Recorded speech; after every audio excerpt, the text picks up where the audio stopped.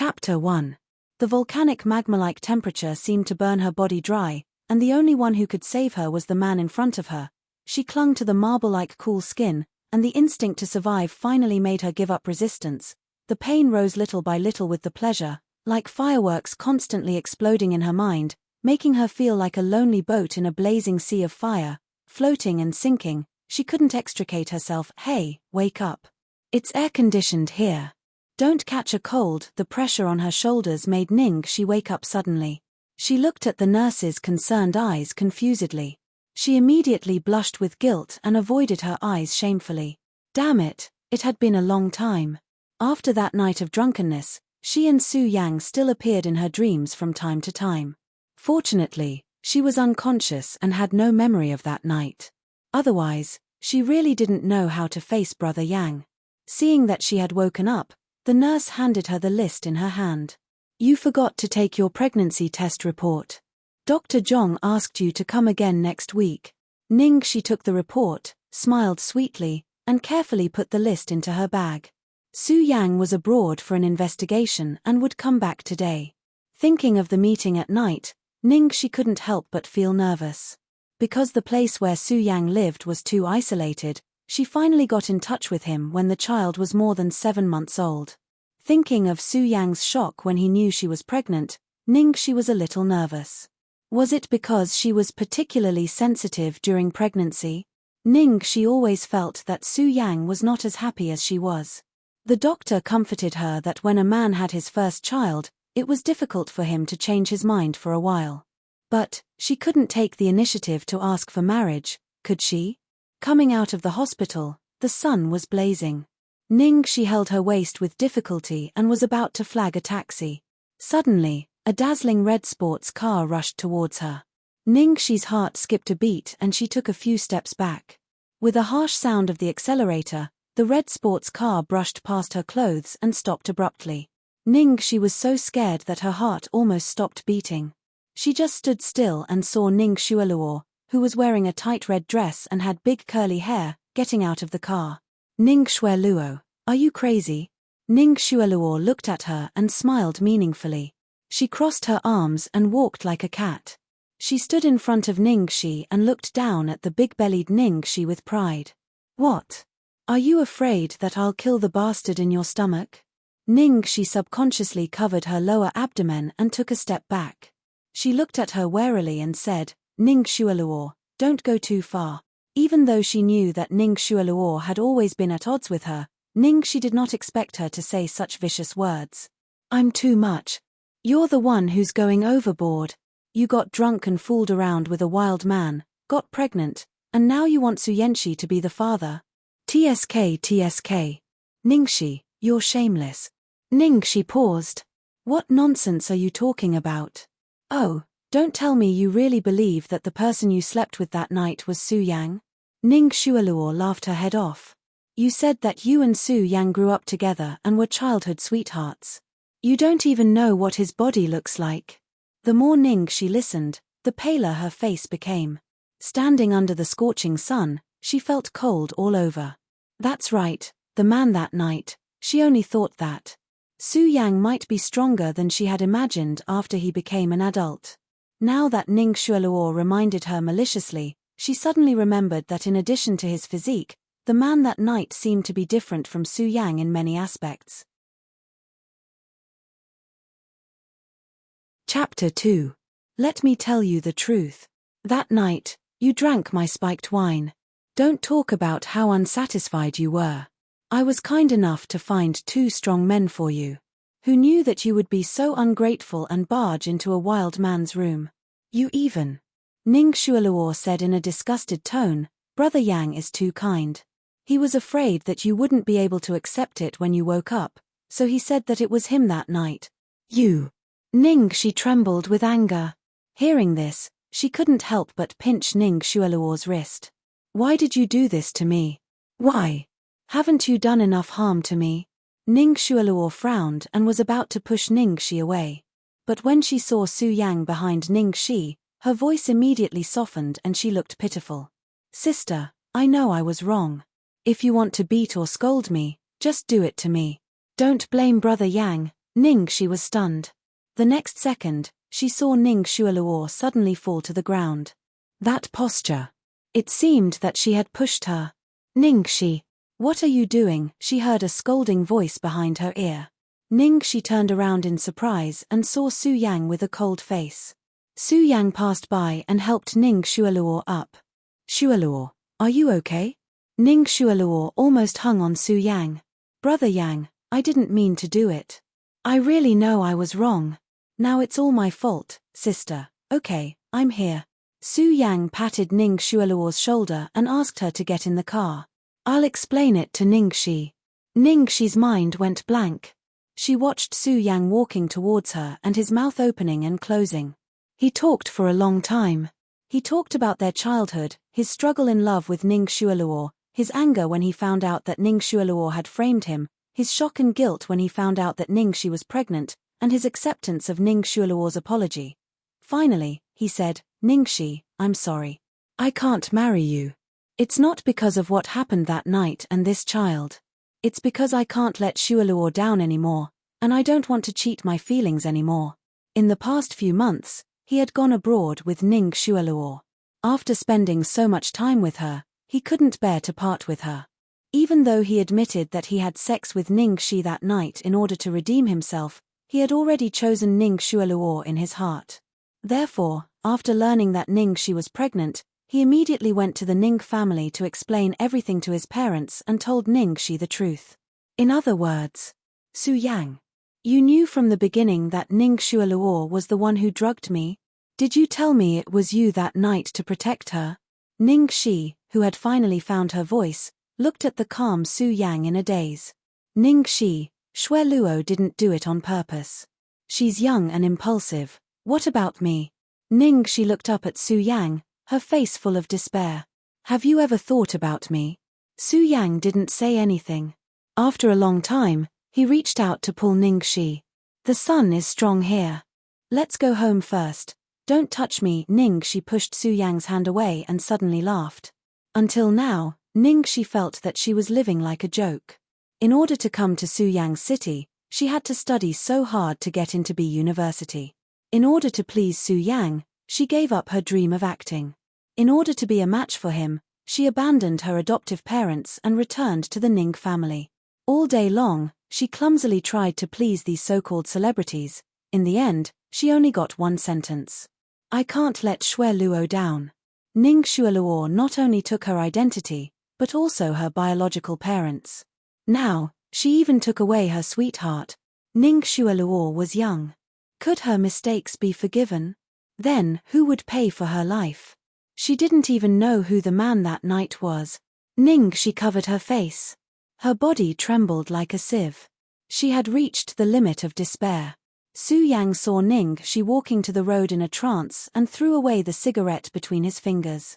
When he was about to catch up with her, Ning Xueluo pulled his sleeve and said, Brother Yang, where are you going? While Su Yang was hesitating, he heard a loud noise. Ningxi, who was walking on the zebra crossing, was thrown out and fell heavily on the ground. Help, help! I bumped into a pregnant woman in the dazzling light. Ningxi saw the swaying figures and the two disgusting faces. The tightness and pain in her stomach made her lose consciousness bit by bit. She only blinked once and the blood on her forehead gushed into her eyes. The world fell into darkness. Chapter 3. 5 years later. In the deserted corridor on the top floor of Eaton Bar. Ningxi had been drinking with the investor all night and had a splitting headache. She was going to find a quiet place to sober up, but Chang Li followed her, so she had to brace herself. What's up, Sister Chang? Ningxi, let me ask you, did you sign up for the audition of the leading actress in the world? Yes, why? You're not allowed to go tomorrow. As her agent, Chang Li stopped her from auditioning for the role that was highly sought after by all the major entertainment companies. Ningxi was not surprised. She just raised her eyebrows and asked, why?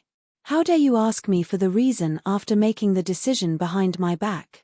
Don't you know that the company has arranged for Xueluo to audition? It doesn't seem to conflict with the company's arrangement. Ningxi looked at her with a faint smile. Ning Xueluo asked you to come to me? Could it be that she's afraid that an unknown actor like me will steal her role? Do you have the ability to steal Xue Luo's role? You're dreaming. Let me tell you, don't waste your time. The Ning family has invested 30 million yuan in this show, and Xue Luo has already been selected. In that case, why are you so nervous? You're my artist, so you have to listen to my arrangement. Chang Li said matter-of-factly. Oh, Sister Chang also knows that I'm your artist. Ning Shi, I don't have time to bicker with you. Since you don't know what to do, don't blame me. As soon as she finished speaking, Ning Shi felt a strong force coming at her. She was pushed into the warehouse of the bar and her phone was snatched away. With a bang, the door was slammed shut. The footsteps outside the door faded away. Ning Shi knew it was useless to shout, so she slid down the door and sat on the ground indifferently. When she first joined the company, Ning Xue Luo knew to restrain herself. At most, she would ask Chang Li to arrange some vicious villains for her. But recently, she had gone too far and even resorted to such low-level means. If she couldn't get the role this time, she would have to find a way to leave Starlight Entertainment. As her thoughts were in a mess, she suddenly heard a slight sound. Was there a mouse? Ning Shi looked in the direction of the sound and was stunned. She saw a little boy behind a pile of boxes. The little fellow looked to be about 4 or 5 years old. He looked like he was carved from jade, and he was like a white and soft little bun. He was hiding in a corner and shivering, and his pitch-black eyes were filled with vigilance. Why would there be kids in the bar's warehouse? There shouldn't be such an unreliable customer who would bring a child to a bar, right? Hey, little bun, who are you? How did you get in? Sneaked in? He was also locked up by someone. Do you want candy? After asking for a long time, the child did not say a word. He only trembled even more violently, like a frightened little animal. So Ning Shi stopped talking. It had nothing to do with her anyway. Just like that, the two of them occupied a corner and stayed there peacefully. At this moment, the light bulb above their heads suddenly flickered and then went out. In the darkness, Ning Shi vaguely heard a creaking sound. After carefully distinguishing it, she realized that it was the sound of teeth chattering. Ning Shi chuckled and said to the little bun, "Are you afraid of the dark?" The creaking stopped for a second, then grew louder. "Ha, why are you so timid?" Ning Shi patted her butt and stood up, walking towards the little guy. Chapter 4. The little bun was so scared that his face turned pale. However, Ning Shi sat down next to the little bun and did nothing. She closed her eyes and went to sleep. Tonight, Chang Li took her to drink with people everywhere, so she had a terrible headache. When Ning Shi woke up, she felt something warm on the side of her leg. She looked down and saw that the little bun was rubbing against her leg and his little hand was still holding the corner of her clothes. Ning Shi laughed. When she was in the countryside, she had a cat. It was very timid and scared of people. It would run away when it saw people. However, as long as you didn't pay attention to it and let it relax and feel that you were not a threat, it would sneak up to you and even climb onto your knees to sleep. The little bun noticed her gaze and blushed. But this time, there was no panic in his eyes. Instead, his big eyes were full of curiosity. He really looked like a little kitten, even the look in his eyes. Ning Shi smiled and her hands were itchy. Finally, she couldn't help but reach out her hand to rub the furry head. As soon as he touched it, his expression immediately changed. Why was his forehead so hot? Do you have a fever? Chang Li would lock her up at least until the end of the audition tomorrow, or even longer. The child might be in danger if he continued to have a fever. She was anxious and found that something was wrong. The light bulb was broken. Why was there still light in the room? She looked up and found there was a small skylight above her head.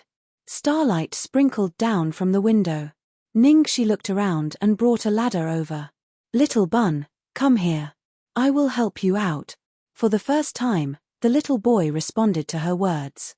He shook his head and looked determined. Ning Shi understood what he meant and pinched his face with a smile. "You are quite loyal. You want to share the joys and sorrows with me? Go up. The window is too small for me to get out. You go out first and then find someone to save me." Seeing that the little boy was still hesitating, Ningxi picked him up and put him on the ladder. Come on, don't waste time if you are a man.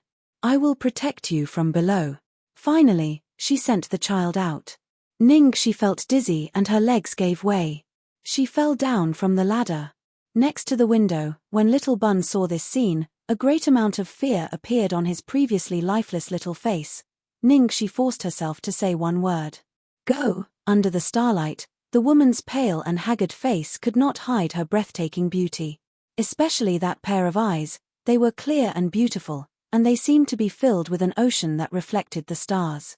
She was no longer the country bumpkin and ugly duckling she used to be. But what was the use of that? Ningxi smiled bitterly. She hadn't gotten her revenge, and she was going to fall to her death here. However, he had saved a little Bun before he died, so it could be considered a good deed. If her child hadn't died back then, he would probably be around this age. After the car accident 5 years ago, the Ning family felt that she was a disgrace and sent her to a diploma mill that specialized in accepting rich playboys, leaving her to fend for herself. She dropped out of school and applied to USC again, absorbing all kinds of knowledge like crazy. Because she wanted to defeat Ning Xueluo and take back everything that belonged to her. Most importantly, acting was her biggest dream in this life. After returning to China, with her good looks and solid acting skills, she was spotted by Chang Li and successfully entered the industry's largest management company, Starlight Entertainment. Her path to stardom was supposed to be smooth, but Ning Xueluo also entered Starshine and bribed Chang Li to suppress her. Chapter 5. At the same time, the atmosphere in the reception room of Eaton Bar was unusually heavy. The bar owner, manager, security guards, and related staff all stood in a row, trembling with fear. They all looked as if they were facing imminent disaster. Lu Group's little prince, Lu Tingxiao's precious son, had gone missing in their bar. On the sofa, Lu Tingxiao's face was as cold and hard as ever, like an ice sculpture without any extra expression. However, the pressure that belonged to a superior made everyone present feel weak in the legs and sweat like rain. They didn't even dare to breathe loudly. A young man was kneeling at his feet, crying and snot. Brother, I'm sorry, it's all my fault. I shouldn't have brought Xiao Bao to the bar. If anything happens to Xiao Bao, I don't want to live anymore. As soon as he finished speaking, he was kicked in the chest. The sound of bones breaking made everyone's scalp go numb, and everyone in the room trembled. Lu Jingli clutched his chest and coughed for a while. He immediately got up and straightened his back. His parents were on vacation abroad and didn't know that Xiao Bao was missing. If they knew, he would be skinned alive, and it wouldn't be as simple as being kicked by his brother. Lu Jingli's heart was in despair when someone suddenly knocked on the door of the reception room. The bar owner who was closest to the door opened it and was surprised to see no one there. He looked down and was stunned. Young master, Xiao Bao. Oh my God, Xiao Bao. Second uncle's sweetheart. Where the hell did you run off to? Lu Jingli crawled up and hugged the little fellow tightly. He was so moved that he cried bitterly. Everyone in the room looked as if they had just survived a disaster. Lu Tingxiao walked to the door, grabbed Lu Jingli by the back of his collar, and threw him away. He then squatted down in front of his son. What's wrong? Xiao Bao finally got out of his second uncle's clutches.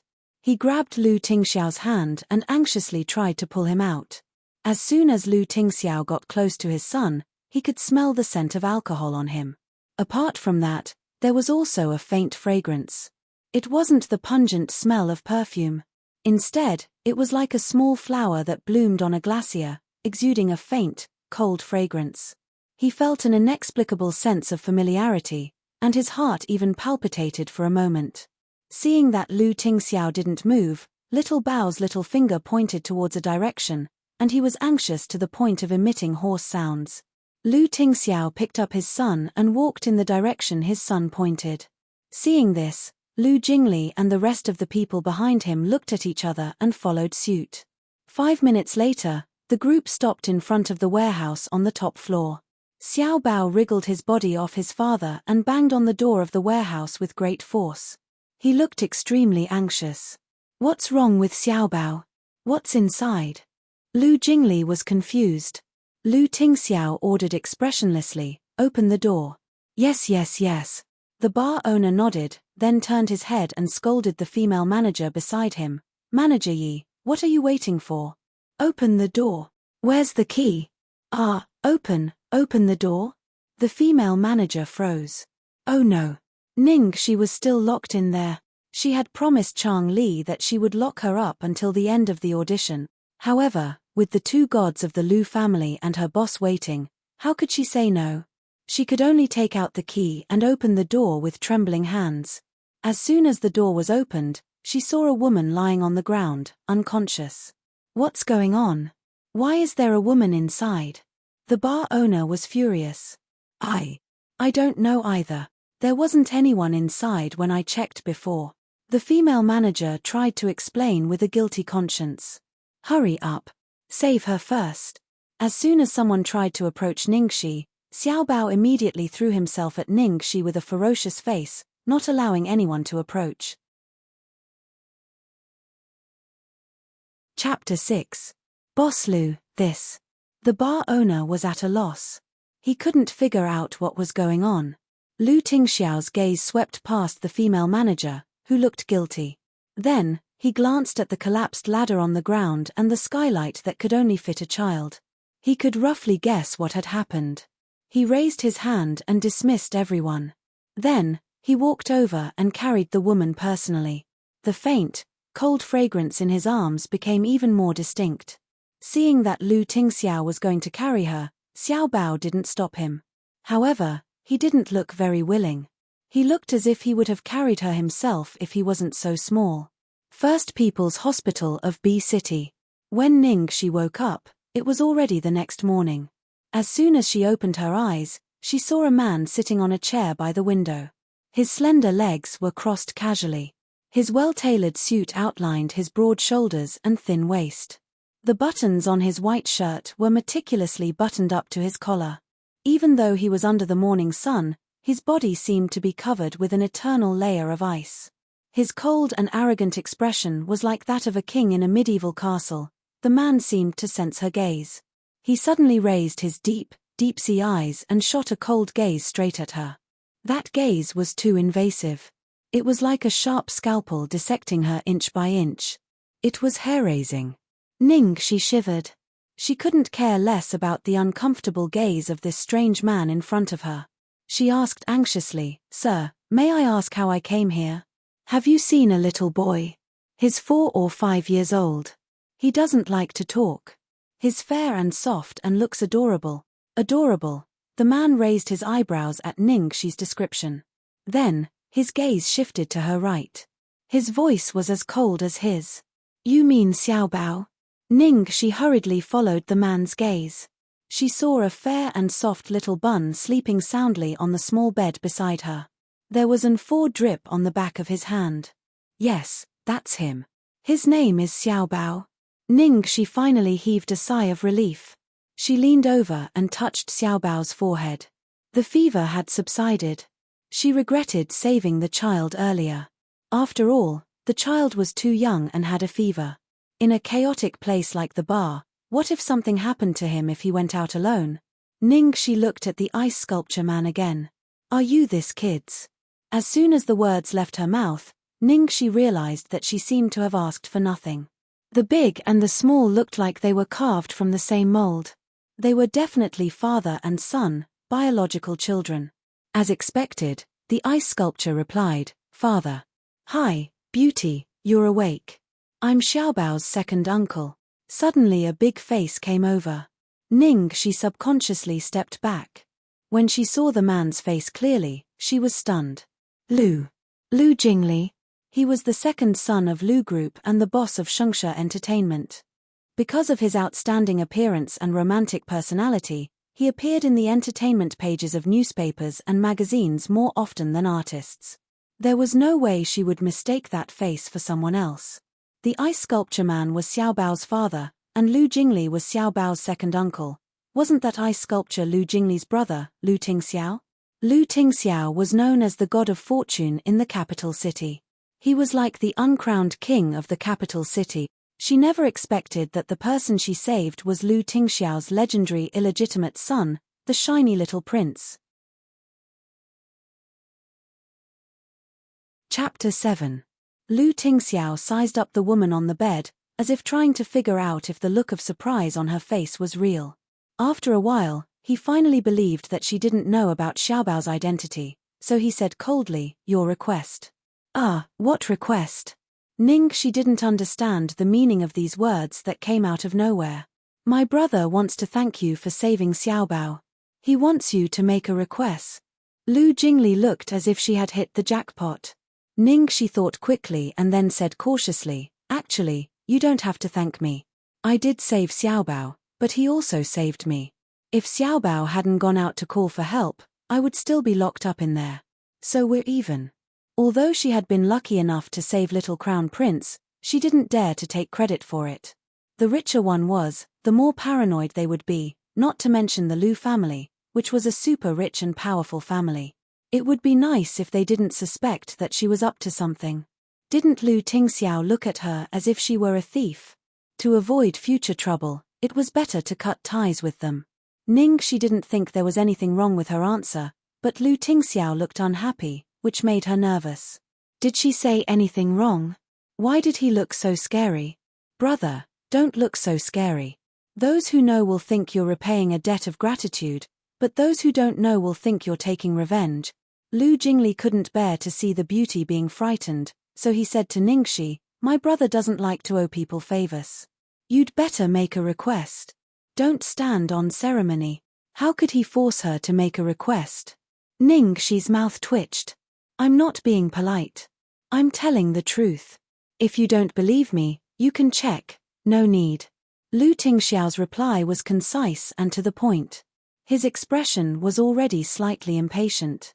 Lu Jingli said, "There are surveillance cameras in the warehouse of the bar. I've seen them. Xiaobao ran in by himself. As for you, the bar manager admitted that she locked you in, so don't worry. We don't suspect you. You did save Xiaobao. You'd better make a request." Fine, he was back to square one again. In the end, Ningxi had no choice but to bite the bullet and say under Lu Tingxiao's threatening gaze, "How about, you give me money? Don't rich people like this kind of direct way of repaying?" With Lu Tingxiao's personality, he would probably like to use money to solve his problems. If she didn't want money, people might think that she had other intentions. If she didn't want money, could it be that she wanted someone? Just when Ningxi was certain that this was the most suitable request, Lu Tingxiao's expression turned even uglier. Ningxi was about to cry. Why did he have to be so stingy with his words? Couldn't he just say what he wanted to say? Could he die of exhaustion by saying a few words? Lu Jing touched his nose. "My brother thinks it's too insulting to pay." Ningxi roared in her heart, "It doesn't matter, come and insult me." The Lu family's identity was too special. She really didn't know what to ask for. Just when the situation was at an impasse, Lu Tingxiao spoke. "Marry me." Ningxi was stunned for a second, then coughed violently, almost choking on her own saliva. Cough, cough, cough. "What did you say?" When she finally stopped coughing, she immediately looked at Lu Jingli anxiously. "Second young master, please translate." However, this time, it wasn't just Ningxi. Lu Jingli was also stunned. "Brother, what do you mean? I can't translate this time." At this moment, Ningxi suddenly had an idea. She said shakily, "Is it because I saved your son that you've decided to repay me with your body?" Lu Tingxiao nodded slightly. He thought for a moment and nodded. "You can say that." Chapter 8. Ningxi looked at the man in front of her with an expressionless, cold face and said something shocking. She touched her forehead weakly. "Doctor, where is the doctor? I think I might have broken my brain and am having hallucinations." Lu Jingli put on an innocent face and said, "Is my brain damaged even if I didn't fall?" At this moment, Ningxi can't accept the fact even though she has been abused thousands of times. She saved a little bun and the little bun's father said he would marry her. If it were someone else, it would be fine. If he was a little handsome, it would be a romantic encounter. But this is Lu Tingxiao, Lu Tingxiao. In terms of appearance, she is not bad, but Lu Tingxiao has seen all kinds of peerless beauties. If he just likes her, she won't be so scared. It's understandable that Lu Tingxiao likes her face and wants to play with her. But he said marry me, which is horrifying. Most importantly, don't you like men? Ning, she blurts out. Ha ha ha. Lu Jingli laughs. Lu Tingxiao's face is as dark as the bottom of a pot and the whole ward is suddenly overcast. After a long time, Lu Jingli finally holds back his laughter. If my brother likes men, then where did Xiaobao come from? Well, surrogacy, artificial insemination. If my brother likes men, why would he marry you? To cover up his true sexual orientation? Ha ha ha ha, brother, I can't help you. I also heard that you two are a couple. Ning, she looks between the two brothers subtly. Ahum ahum ahum. Lu Jingli is scared and chokes. Damn, that's too heavy. Although I'm as beautiful as a flower, I like both men and women. At this time, someone in the center of the storm slowly stands up from the chair and walks towards Ning Shi with his slender legs. Jingli, take Xiaobao out. Ah, brother, what do you want to do? Lu Tingxiao slowly adjusted his cuffs. Prove to Miss Ning that my sexual orientation is true. Looking at the other side's extremely gloomy and terrible face, and the eyes that seemed to want to tear her apart and swallow her, Ning Shi was so scared that she fell off the bed, shrank behind Xiaobao, and almost crawled under the bed. Mr. Lu, this has nothing to do with me. It's all those people outside who are spouting nonsense. Every debt has its debtor. Also, you really don't need to thank me. If you really want me to make a request, then please don't make me make a request anymore. Ah, sorry, I have a very important audition later. I have to go first. Let's meet again if fate wills it. Ning, she spoke quickly and was about to slip away. However, she had barely taken a few steps when she heard Lu Tingxiao's cold voice behind her. Did I allow you to leave? Ning, she was so scared that her calves and stomach were trembling. My life is over. A few seconds later, under Ning Shi's desperate gaze, Lu Tingxiao handed her a piece of paper and a pen. Miss Ning, please leave a note for Xiaobao, in case he gets worried when he wakes up and sees you. Just like that. It was like surviving a calamity. Okay, no problem. I can even write a letter of 10,000 words. Ning, she suddenly breathed a sigh of relief, picked up the pen and began to write. After writing, she was afraid that something might happen, so she rushed away. Looking at the girl's back, the man's eyes were deep, as if looking at a prey that had been put on chains. After Ning Shi left, Lu Jingli immediately jumped up and down beside his brother. Brother, am I dreaming? Do you really like Ning Shi?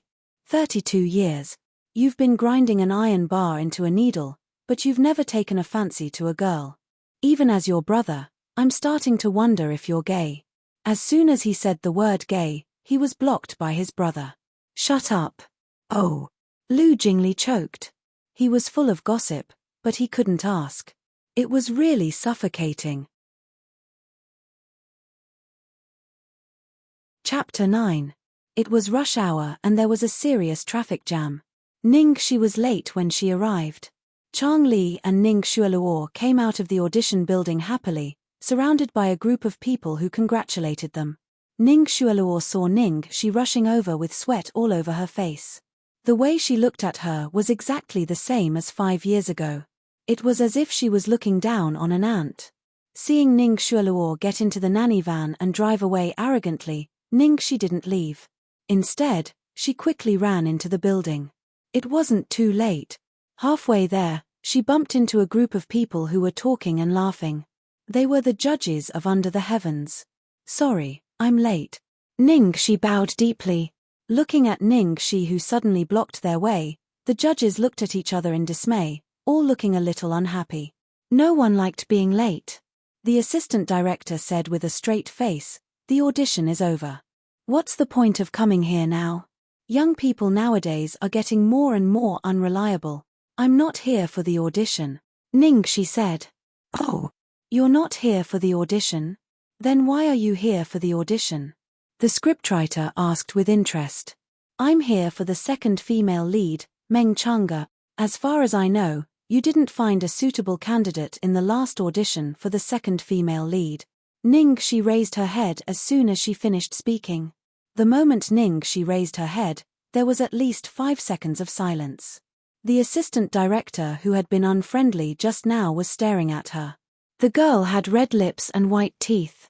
Her black hair reached her waist and she was wearing a bright red dress. Even such a strong color couldn't suppress her beauty. She just stood there quietly, but it was as if she was standing in a misty forest, like a fox that had cultivated for 1,000 years. That pair of enchanting eyes made people fall into the boundless spring scenery if they were not careful. Although her cultivation was deep, it was as if she had never set foot in the mortal world. The bottom of her eyes was pure and clear. "What's your name?" It wasn't until director Guo Chisheng spoke that the judges woke up. It was as if they had just had a charming dream. Ningxi. Director Guo exchanged glances with the assistant director, scriptwriter and producer and said, "I remember you. You're an artist from Xinghui, right? Go back and prepare. You'll be the second female lead. We'll inform you when the shooting starts." "Thank you, director. I will prepare well." Ningxi bowed to express her gratitude. From the very beginning, Ningxi's goal was to be the second female lead. For this role, she had pondered for 3 whole months, trying to understand Meng Changa's feelings and temperament, striving to be able to move the judges at a glance. Although there were many twists and turns, fortunately, she succeeded. After Ningxi left, director Guo sighed repeatedly. This is really like wearing out iron shoes in fruitless search, only to find it by chance. Although this girl has signed with Star Hui, her qualifications are too lousy. With such qualifications, she actually came to audition for the female lead. I didn't take it to heart at all, but in the end, I didn't expect her to be so much prettier than in the photos. The scriptwriter, Yi Linglong, could not suppress her excitement. The most important thing is her temperament. The look in her eyes just now was on point. Before Meng Changa became a demoness, she was a righteous female general. She could be flirtatious, but she could never be vulgar. She even had to maintain a sense of innocence and detachment from the world. The actresses who came for the audition before acted like I was the courtesan of a brothel. "I'm so mad. Ha ha ha, don't be angry. Your song is finally here." At the same time, in the First People's Hospital of B City, the ward where little Bun was in a complete mess. The little fellow curled up barefoot on the windowsill. He was extremely emotional and shouted at the top of his lungs. No matter what the doctors and nurses said, he wouldn't come down. Lu Jingli was coaxing him like a precious baby, but the little fellow didn't listen to him at all. Lu Jingli had no choice but to call Lu Tingxiao, who had just been called away by the company, back. Chapter 10. Brother, you're finally here. Xiao Bao suddenly went berserk. What happened? Lu Tingxiao asked in a low voice. I don't know. He looked for Ningxi everywhere after he woke up. I thought he might be looking for Ningxi, so I told him not to look for her. The beautiful auntie had left. As soon as I said that, he went berserk. Xiao Bao seems to like Ningxi, but he shouldn't have been so excited when he heard that she had left. Besides, Xiao Bao hadn't been so emotional for a long time. After hearing what had happened, Lu Tingxiao walked straight to his son. Seeing Lu Tingxiao approaching, the little boy immediately shrank back vigilantly. His eyes were full of defensiveness and rejection, and he didn't even recognize his own father. Lu Tingxiao stopped 3 steps away from his son and said calmly, Your second uncle told you that auntie has passed away, but he meant it literally. There's nothing wrong with her body, and she's been discharged from the hospital. She hasn't passed away, unlike your grandmother, who left and never came back. Do you understand? Lu Tingxiao would probably only be so patient in front of his son and say such a long sentence in one breath. Lu Jingli was dumbfounded. Are you kidding me? I only said 2 words, I'm leaving, and he's already imagining so much. In fact, Xiao Bao had seen Ningxi fall with his own eyes. He had been frightened, so it was not surprising that he had misunderstood his father's words. After hearing Lu Tingxiao's explanation, Xiao Bao temporarily stopped screaming, but he still lowered his head and shrank on the windowsill, motionless. So Lu Tingxiao took out a note. She gave it to you. Do you want to read it? Xiao Bao froze and then, as if a switch had been pressed, he raised his head and opened his short arms, asking for a hug. Lu Jingli, all the doctors and nurses, they had been tortured to the point of breaking down, but Lu Tingxiao had solved it with a piece of paper. Lu Jingli had thought that his brother's action of asking Ning Shi for a note was unnecessary, but now he was completely convinced. Lu Tingxiao sat down on the sofa with his son in his arms and handed him the note. The little boy couldn't wait to take it. He had already learned how to read it. Baby, thank you for saving me. You're amazing. More Tilda, looking at the words on the note and the heart drawn at the back, the little guy's eyes sparkled and his little face seemed to be a little red. Although he pursed his lips reservedly, the corners of his mouth couldn't help but curl up slightly. Needless to say, he looked very cute. Lu Jingli looked as if he had seen a ghost. Damn, did my eyes deceive me just now, brother? Our little treasure actually smiled. I can't even remember when was the last time I saw him smile. What did Ningxi write? Lu Jingli wanted to peek, but Xiao Bao immediately hid it like a treasure. However, Lu Jingli had already seen it. It was a rather ordinary message. How could it make little treasure so happy? Ningxi was really not simple. Lu Tingxiao didn't say anything. He looked at his son with a gentle gaze. After Xiao Bao woke up, Lu Tingxiao directly took him home and pushed off all the work at the company to stay at home with him. At night, at Supreme Platinum Palace No. 8. The spacious living room was cold and cheerless. Two people, one big and one small, sat opposite each other across the dining table, each with a colder expression than the other. Lu Tingxiao said, "Let's eat." Xiao Bao turned a deaf ear. Lu Tingxiao said, "I'll say it for the last time." Xiao Bao didn't move at all. Lu Tingxiao said, "Do you think a childish threat like a hunger strike will work on me?" Xiao Bao was completely immersed in his own world like an old monk and didn't respond to the outside world. The father and son continued to face each other. An hour later, Lu Tingxiao called Lu Jingli. "Send me Ning Shi's address." Well, it turned out that a hunger strike was quite effective. Lu Jingli was very efficient. He immediately sent Ning Shi's specific address to his brother's cell phone, along with a lot of gossip. Of course, Lu Tingxiao directly ignored them. This time, Xiao Bao didn't need to say anything. Seeing his father pick up his coat and car keys, Xiao Bao immediately followed him. Lu Tingxiao looked down at his son at his feet and bent down to pick him up helplessly. Just don't do it again. Chapter 11. Ning Shi took a nap after coming back from the audition building. She then went to the supermarket to buy hot pot base, side dishes, and beer. She had won the first battle, so she decided to eat hot pot at home to celebrate. Eating hot pot alone was the highest form of loneliness. Fortunately, she had always been a loner and was used to it. Just as she was about to add the food into the pot, there was a knock on the door. Who would come at this time? Ning Shi opened the door suspiciously and was stunned. Outside the door, Lu Tingxiao was wearing a suit and a black coat. He was holding a little bun in his arms and the little bun was holding a colorful fruit basket. What kind of strange combination was this? Mr. Lu. Ning Shi swallowed her saliva. Why are you here? It's so late, what's the matter? Visiting the patient. Lu Tingxiao's thin lips spat out two words. Visiting a patient. It was so late at night and he brought the little bun with him. She had only fallen a little, and she was still alive and kicking. Mr. Lu, you are too polite, please come in. I'm sorry, the room is a little messy. Ning Shi didn't have time to think. She was flattered and invited him in.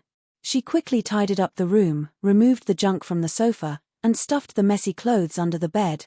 Take a seat, what would you like to drink? How about tea and milk? While Ning Shi was busy, she tried her best to guess Lu Tingxiao's intention. Unfortunately, Lu Tingxiao's cultivation was too profound, and she couldn't guess it no matter how hard she tried. Sure. Lu Tingxiao nodded, as if he was answering a soldier reporting to him.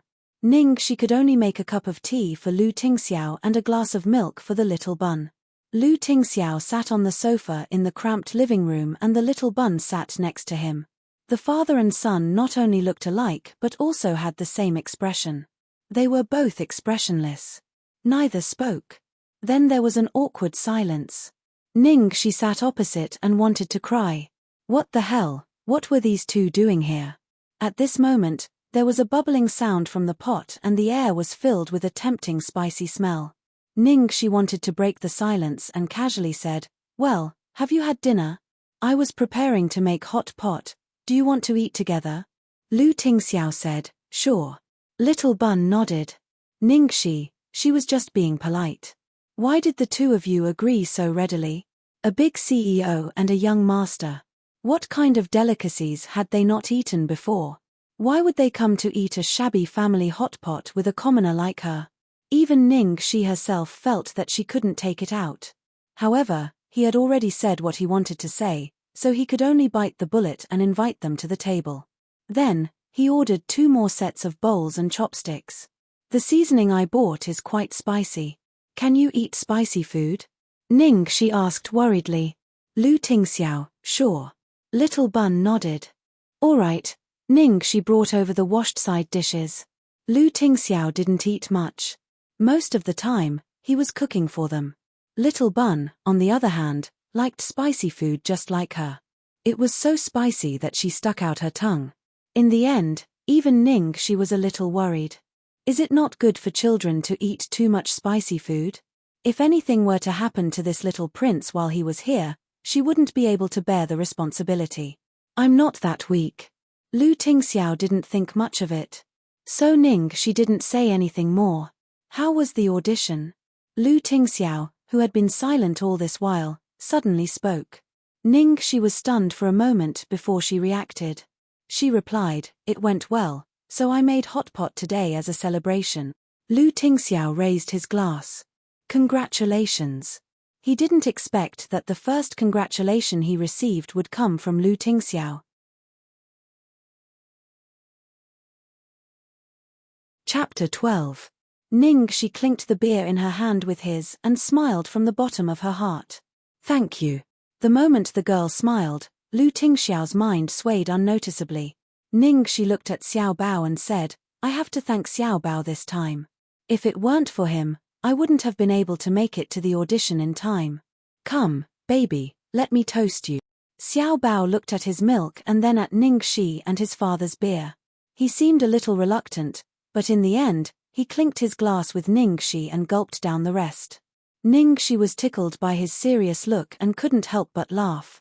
Did he even know what it meant to be deeply in love? Halfway through, Lu Tingxiao went to the balcony to answer a call. Shi immediately went over to Xiao Bao and handed him her beer. "Heh, are you curious about the taste? Quick, quick, quick, while your dad isn't here, have a sip." But only a sip. Xiao Bao's eyes were as bright as the stars in the sky.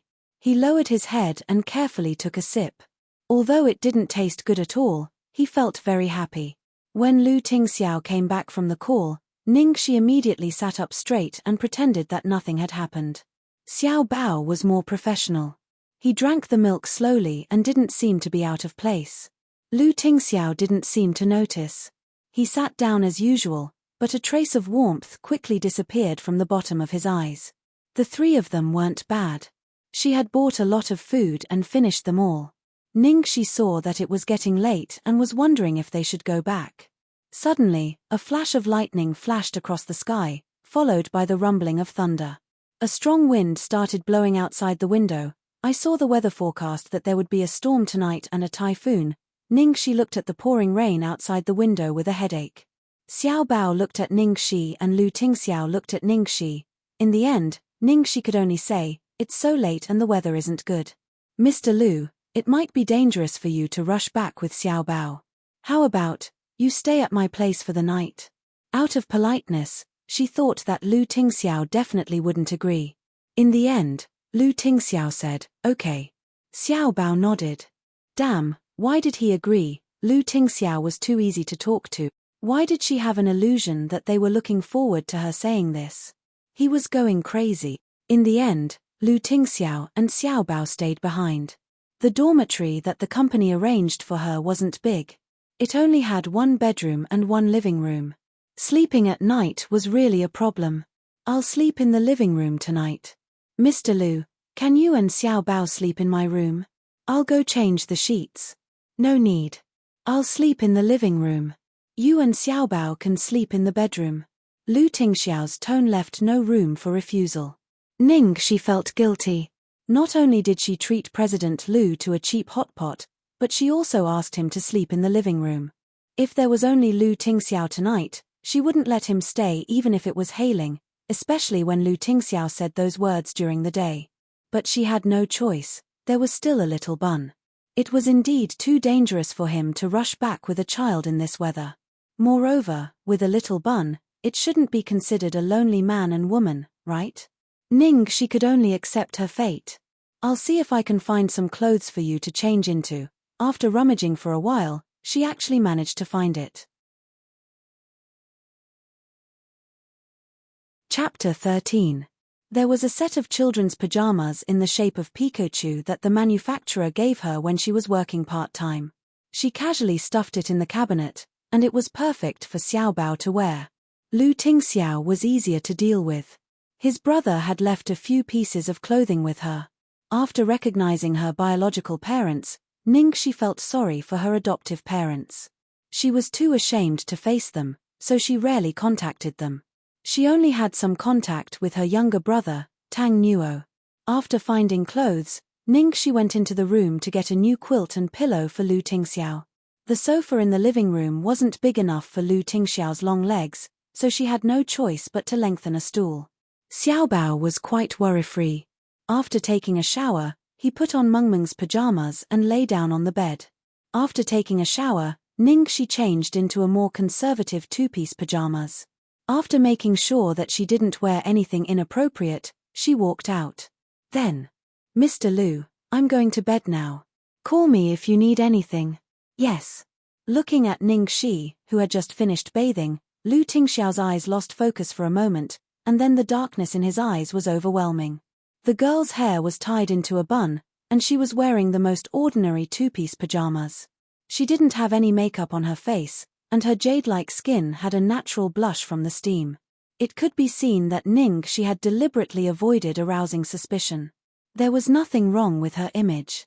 However, Lu Tingxiao's current feelings were somewhat indescribable because he discovered that a certain part of his lower body was actually showing signs of lifting up. After she entered the bedroom, she suddenly saw that there was a cute little thing on her bed. Her mood was very strange. Ever since last night, many things had developed beyond her expectations. Hurry up and sleep. She lay down beside Little Bun and turned off the main light, leaving only the bedside lamp on. Little Baozi blinked his eyes, showing no signs of sleeping. She had a headache again. It seemed like children needed to be told stories to sleep. She shrugged helplessly. I don't know how to tell stories. How about I sing a song for you? Little Bun nodded with an expectant expression. So she gently patted Little Bun's back and sang softly, half cold, half warm autumn pressed to your side. Quietly watching the dancing stream as the red leaves in the wind to make one's heart flutter, half drunk and half sober, hold back your laughter for 1,000 times, just let me drift like snow in the clouds, kiss a face lightly with ice, bring forth wave after wave of lingering, how much love left in the world, welcome the 1,000 transformations of floating life. She was stuck at this point because the next line was doing happy things with a lover. Damn it, these lyrics don't seem to be suitable for children. Let's change to another song. Auntie can't sing the rest of the song. Auntie will change it for you. Little Bun obediently nodded in agreement. She racked her brains and changed to a safer nursery rhyme. There's a little frog in the happy pond. When it dances, it's like it's possessed by a prince. No frog can be more beautiful than its cool eyes. One day, it'll be awakened by the princess. I believe that miracles are waiting for me. I'm confident that you'll accompany me when I grow up. After singing Little Jumping Frog 3 times, he finally heard the sound of sweet breathing. Taking care of children is really not easy. Suddenly, she admired Lu Tingxiao for being a single father. Who was Little Baozi's mother? Why wasn't she with Lu Tingxiao after giving birth to Little Baozi?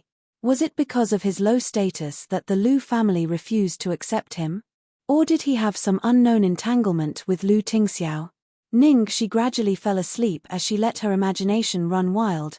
In the middle of the night, she was woken up by a muffled sound from the living room. Chapter 14. Xiao Bao was sleeping soundly. She quietly got out of bed to see what was going on. She pushed open the bedroom door and saw Lu Tingxiao pouring water. He was holding his stomach with one hand and his face looked very pale. She hurried over. "Mr. Lu, are you okay?" "I'm fine." Do you have a stomachache?" Lu Tingxiao didn't say anything. She knew she had guessed right. So Lu Tingxiao couldn't eat spicy food. Why did he eat it? "Wait, I'll get you some medicine." Luckily, she had the usual medicine at home. She hurriedly fetched the medicine for the stomach. "Take both." "Thank you." Lu Tingxiao took the medicine from her palm. His cold fingertips brushed against her skin.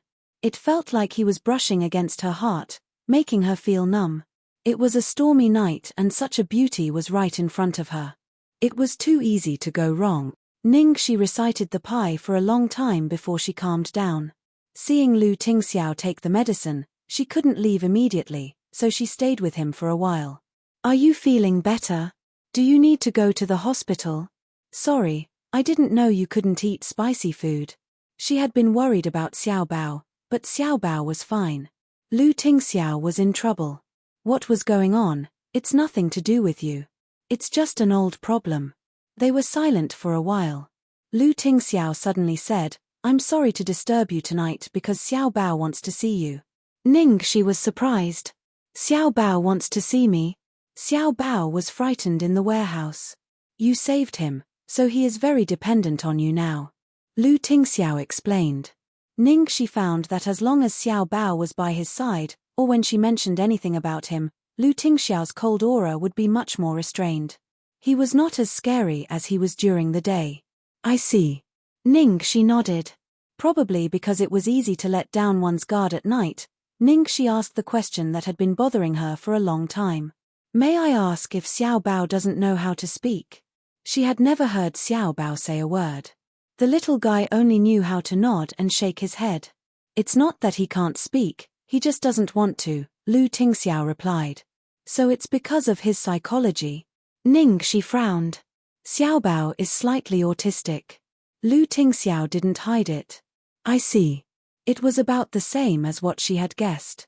As for why Xiao Bao was autistic, she naturally didn't dare to ask about this kind of rich and powerful secret. "Miss Ning." Lu Tingxiao suddenly stared intently at her.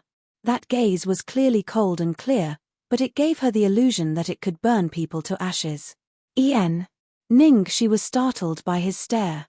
"Have we met somewhere before?" Lu Tingxiao asked. If this question had been asked by someone else, she would have been sure that the person was hitting on her, an old-fashioned one at that. However, the person who spoke was Lu Tingxiao, and the confusion in his eyes was genuine. "I don't think so. If I had met someone like you, Mr. Lu, there's no way I wouldn't have an impression of you. Is there a problem?" Ningxi's tone was quite certain. With her identity, even when she was the eldest daughter of the Ning family, it was impossible for her to meet someone like Lu Tingxiao. "It's nothing." Lu Tingxiao looked away, his eyes reflecting the dark night outside the window. He looked a little lonely. If they continued to be alone like this, the atmosphere wouldn't be good. "Mr. Lu, if there's nothing else, I'll go to bed first." She said cautiously. Lu Tingxiao seemed to see through her and raised his hand. "No hurry, sit down." "No hurry." She was in a hurry.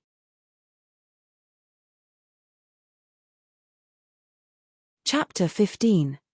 She sat down with a long face. She sat like a primary school student. Lu Tingxiao rested his head on his hand. "Are you afraid of me?" Lu Tingxiao was more sinister and dangerous in the middle of the night than he was in the day. She shook her head like a rattle and then nodded. "There should be no one in the capital who isn't afraid of you, right?" Lu Tingxiao twirled the cup with his slender fingers and said, "Just because everyone else is afraid of me, you're afraid too? Then, other women want to marry me. Why don't you want to?" Ning Shi almost fell off the chair in fright at this question. She had thought she had dodged a bullet during the day, but she was too naive. How was she going to answer this damned question? Ning Shi raised her hand shakily. Before I answer this question, can I ask a question? Lu Tingxiao nodded. Sure. Why me? Is it because Xiaobao is very dependent on me? I think it's just temporary. It'll be fine when he's emotionally stable. Even if he continues to be like this, you don't have to suffer like this. Ning Shi tried to persuade him as if she were a young girl who had lost her footing. Lu Tingxiao put down the cup in his hand and looked up at her. Miss Ning, I thought I made it very clear from the beginning. If you still don't understand, I don't mind saying it again. Because you saved Xiaobao, I've decided to repay you with my body. It's this reason that I can't accept it, okay?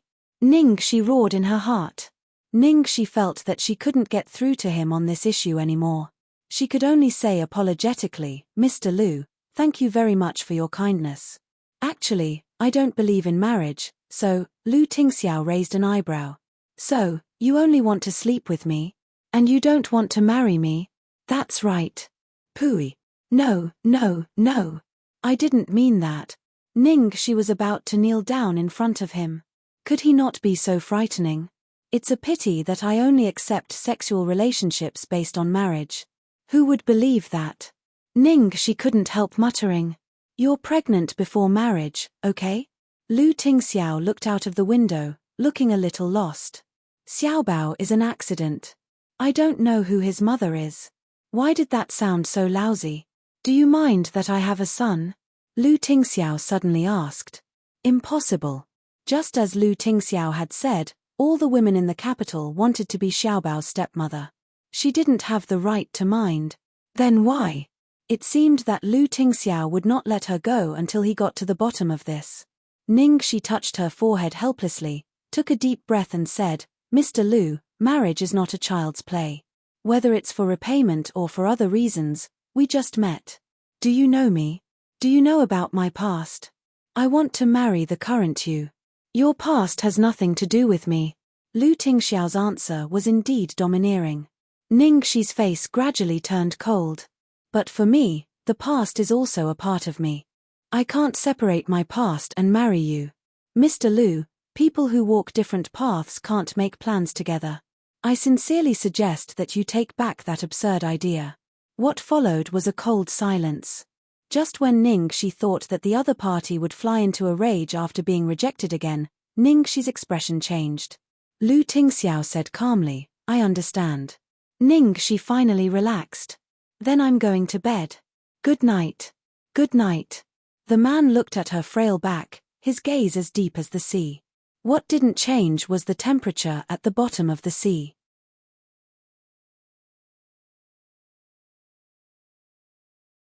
Chapter 16. The next morning, Ning Shi was woken up by the man's deep voice in the living room. Hearing the footsteps behind him, Lu Tingxiao put down his phone and said gently, Did I wake you up? Ning Shi stared at the man in front of her, her eyes wide open. Lu Tingxiao wasn't wearing a shirt and the first thing she saw when he pushed open the door was the color of skin. She touched her nose. Fortunately, she hadn't embarrassed herself. Lu Tingxiao didn't seem to notice her expression. He calmly picked up his shirt from the sofa and put it on. As he buttoned it, he said, I have something urgent to attend to at the company. Please wake Xiaobao up. Oh, okay. Ning Shi nodded and went to wake Xiaobao up. In the end, before she could call for help, she turned around and saw a soft and adorable Pikachu standing at the bedroom door. It was staring unblinkingly at its biological father, Lu Tingxiao, with a very displeased expression. Xiaobao, go change your clothes. Lu Tingxiao put on his coat and ordered his son. The only response he got was a bang, and the bedroom door was slammed shut. Ruthlessly. Lu Tingxiao, Ning Shi. Lu Tingxiao went to open the door but it was locked from the inside. He looked at Ning Shi. Do you have the key? Ning Shi shook her head awkwardly. Yes, but the key is in the room. Lu Tingxiao pinched his forehead and said coldly, Lu Qingyu, I'll give you 3 minutes. If you don't come out by then, don't even think about coming here again. 3 minutes passed and there was no sound inside. Lu Qingyu, come out. If I force you out, I won't be so nice to you. There was still no response. The little bun didn't give his father any face. Ningxi wanted to laugh but didn't dare. I have work to do later. It's okay to let Xiaobao stay here for a while. Lu Tingxiao's face darkened. He took out his phone and was about to make a call. Ningxi glanced at him secretly and was speechless when she saw that he was calling the psychiatrist. Wasn't he making a mountain out of a molehill by calling the psychiatrist for such a small matter? Ningxi coughed and suggested, "Why don't I have a try?" Lu Tingxiao hesitated for a moment and nodded. Ningxi leaned against the door and said gently, "Xiaobao, I have to go to work later and can't take care of you. Can you go home with Dad first?" There was still no response from inside. "How about this? Let's exchange phone numbers and keep in touch.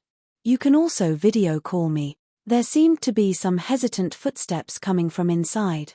"If Auntie is late, the leader will scold me. Our leader is very fierce. Auntie is so pitiful." The door opened with a click. Lu Tingxiao, who was prepared for a protracted battle, was startled. He looked at the woman beside him with a complicated gaze. She only said 3 sentences, and Xiaobao obediently came out. The last time Xiaobao locked himself in the attic on the balcony like this, the family of 4, the butler, the servants, the psychiatrist, and even the negotiation experts were all dispatched. They tried to persuade him for an entire afternoon, but to no avail. In the end, they had no choice but to tear down the door. As a result, the little fellow ignored them for an entire month. Of course, Ningxi didn't know about this. She just felt that this child was so obedient. She picked up the gloomy little bun who couldn't bear to see her scolded and praised. "Little Bao is so obedient." "Thank you, baby." Little Bun, who was praised, felt a little better. He silently handed her a piece of paper with a string of numbers written on it. Ningxi took the paper and said, "Hey, is this your phone number? Okay, I'll save it. I'll call you when I'm done." Lu Tingxiao was a little puzzled. Xiaobao didn't have a phone. Where did he get his phone number? Taking advantage of his height, he took a look. It was his phone number. Not bad, he was indeed his biological son.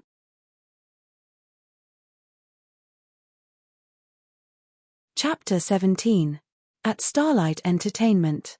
In the office, Chang Li was exasperated. Ningxi is the second female lead in the audition. The second female lead? Ning Xueluo frowned when she heard that. Wasn't she playing a small role in some unknown drama? How could she have had time to audition? I was also surprised. After asking, I learned that during the audition for the first female lead yesterday, when the judges were about to leave after the audition, they accidentally saw Ningxi and felt that she was very suitable for the second female lead, so they decided on the role at first sight. No wonder you are so wary of her. Ningxi is so scheming.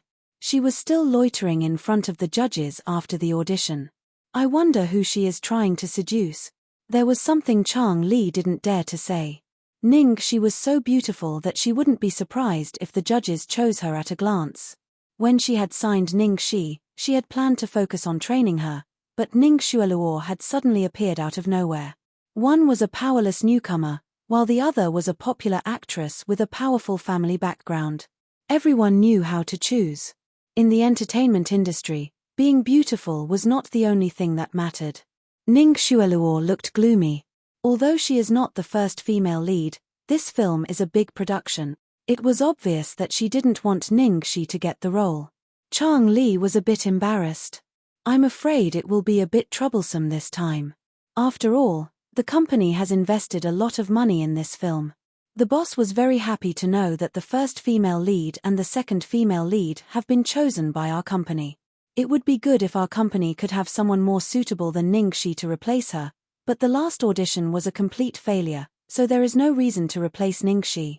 Ning Xueluo seemed to have thought of something, but she suddenly calmed down. She stroked her exquisitely trimmed nails and sneered, "Forget it. Since she's in a hurry to act as a vixen, let her be. Ha! The seductress who brings disaster to the country is indeed suitable for her." Ningxi soon received a call from Chang Li, who informed her that the second female lead in the world had been confirmed and that she should prepare for it. In the world, the first female lead helped the male lead ascend the throne with all kinds of wisdom and bravery, while the second female lead was despised by all kinds of sinister and cunning tricks.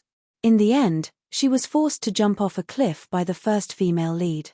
With such a character setting, it was no wonder that Ning Xueluo was so generous this time and did not destroy it.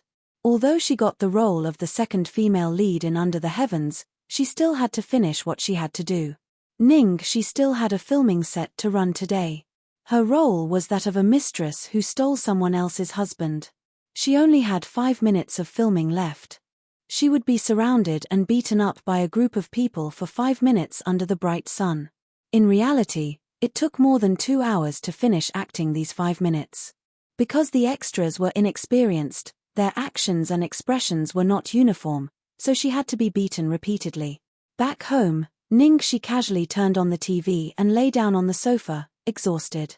After lying down for a while, she felt as if she had forgotten something. At this time, the television was broadcasting the news, and a familiar figure appeared on the screen. This unparalleled beauty, these broad shoulders, narrow hips, and long legs, this ascetic temperament from 8,000 meters above sea level. Who else could it be but Little Bun's father, Lu Tingxiao? Lu Tingxiao seemed to be at a signing ceremony, shaking hands with a few foreigners.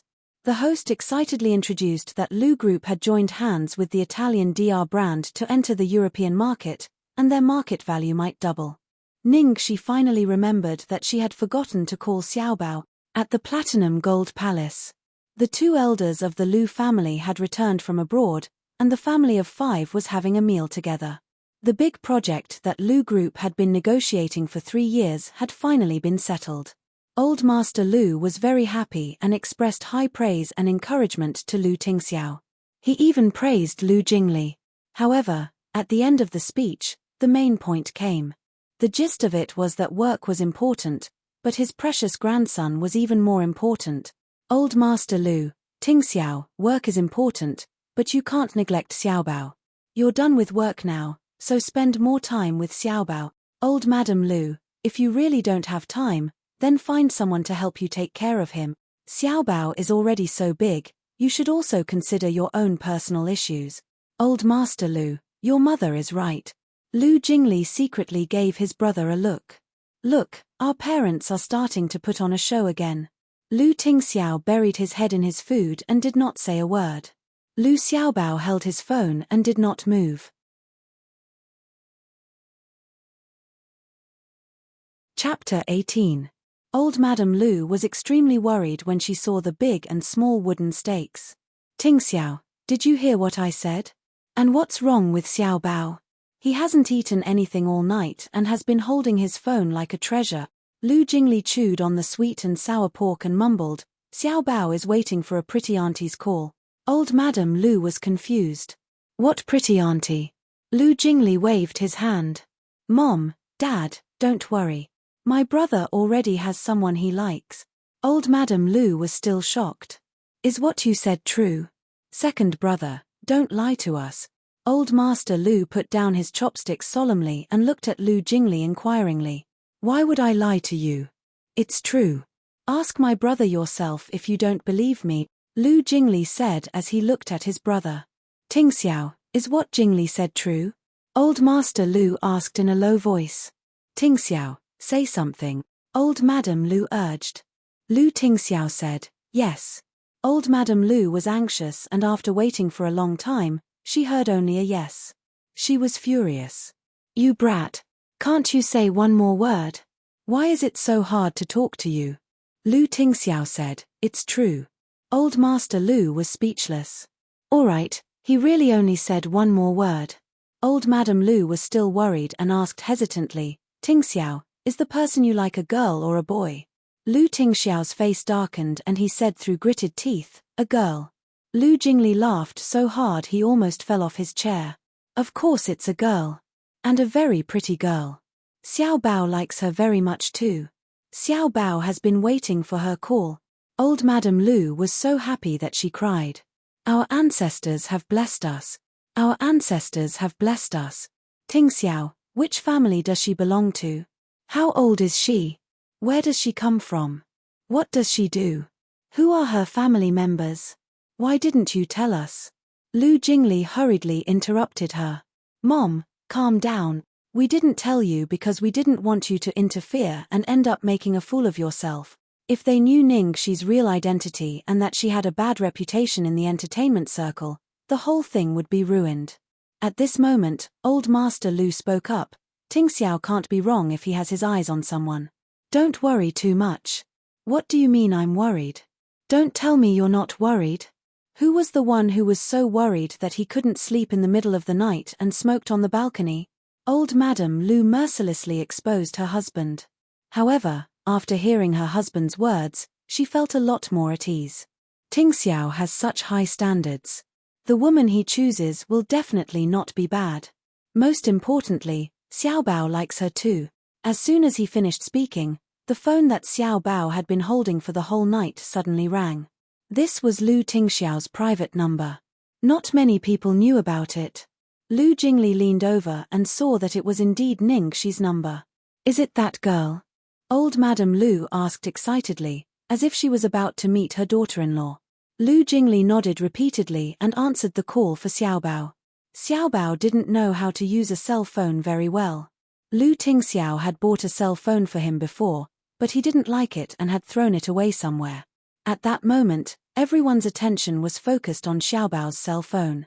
Lu Jingli was the most thick-skinned and he leaned over to the phone to eavesdrop.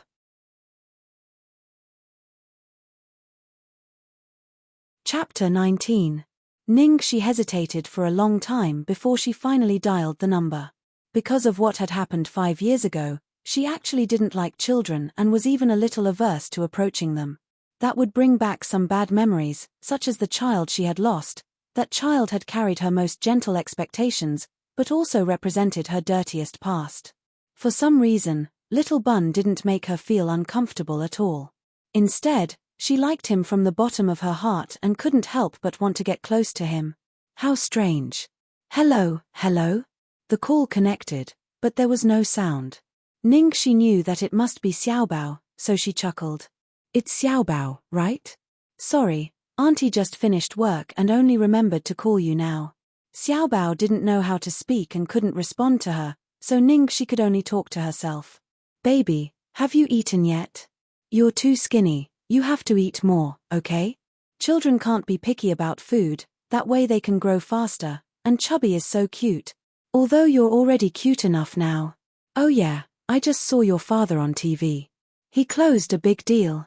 That's amazing, congratulate him for me. 10 minutes later, Xiaobao put down his phone and took out the writing board that he hadn't used for a long time. Stroke by stroke, he wrote, "Congratulations." Although Xiaobao didn't know how to speak, he was good at both Chinese and English. He didn't like writing Chinese, so he wrote English most of the time. But he hadn't written in a long time. Because he didn't express himself at all. Seeing this, the two elders were stunned. Lu Jingli was calm because he had seen it before. Lu Tingxiao vaguely heard what Ningxi said on the phone. Looking at the word, a rare smile appeared on his icy face, and he touched his son's little head. Thank you. After Xiaobao finished writing, he started eating in an extremely serious manner.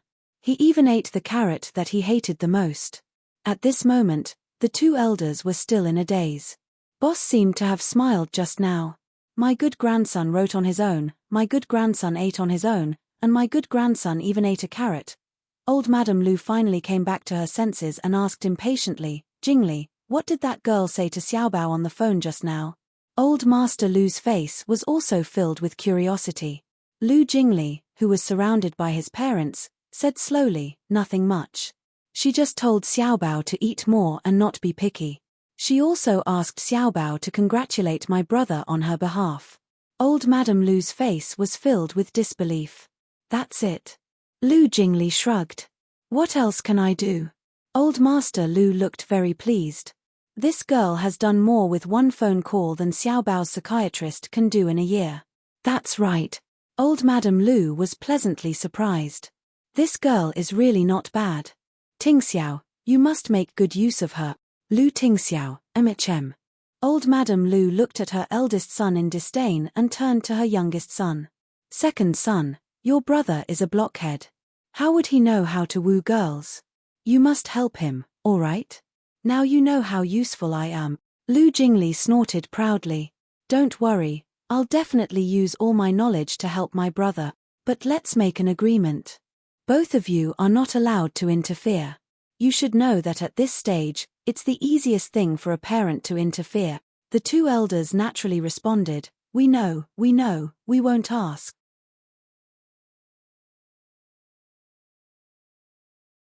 Chapter 20.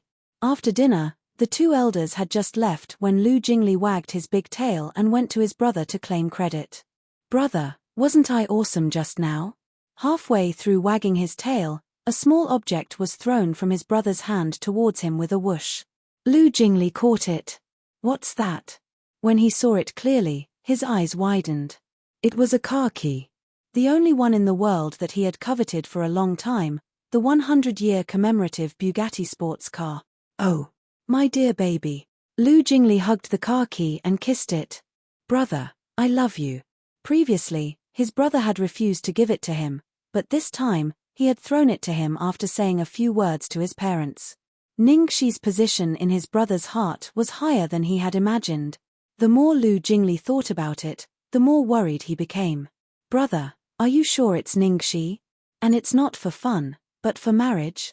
Marriage. Lu Tingxiao's tone left no room for a second possibility. Lu Jingli sighed when he heard that. Then, as an experienced person, he said earnestly, then I have to remind you to be mentally prepared.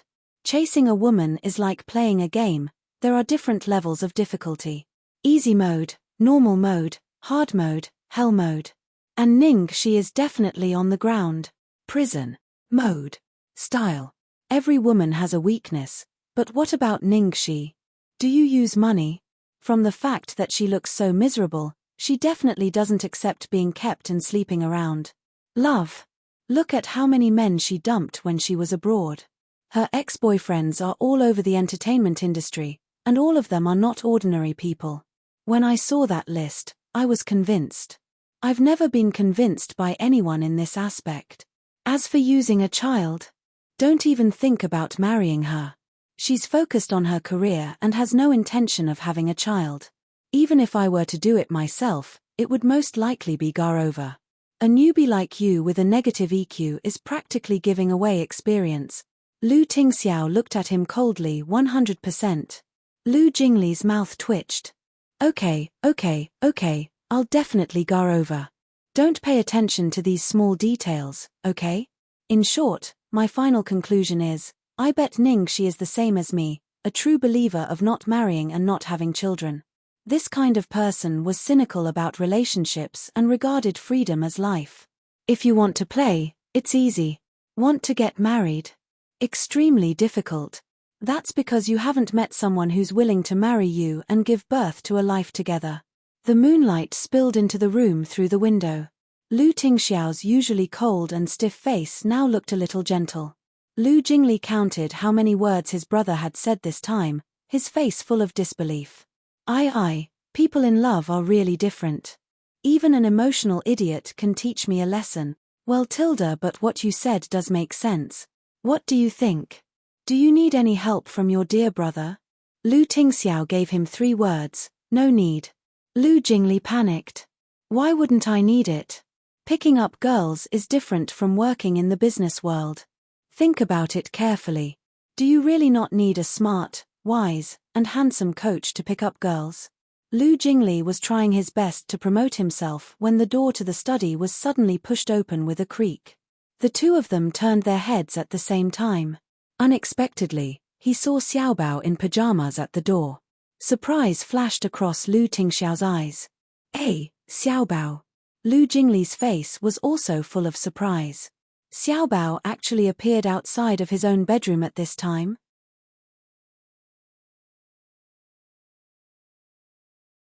Chapter 21.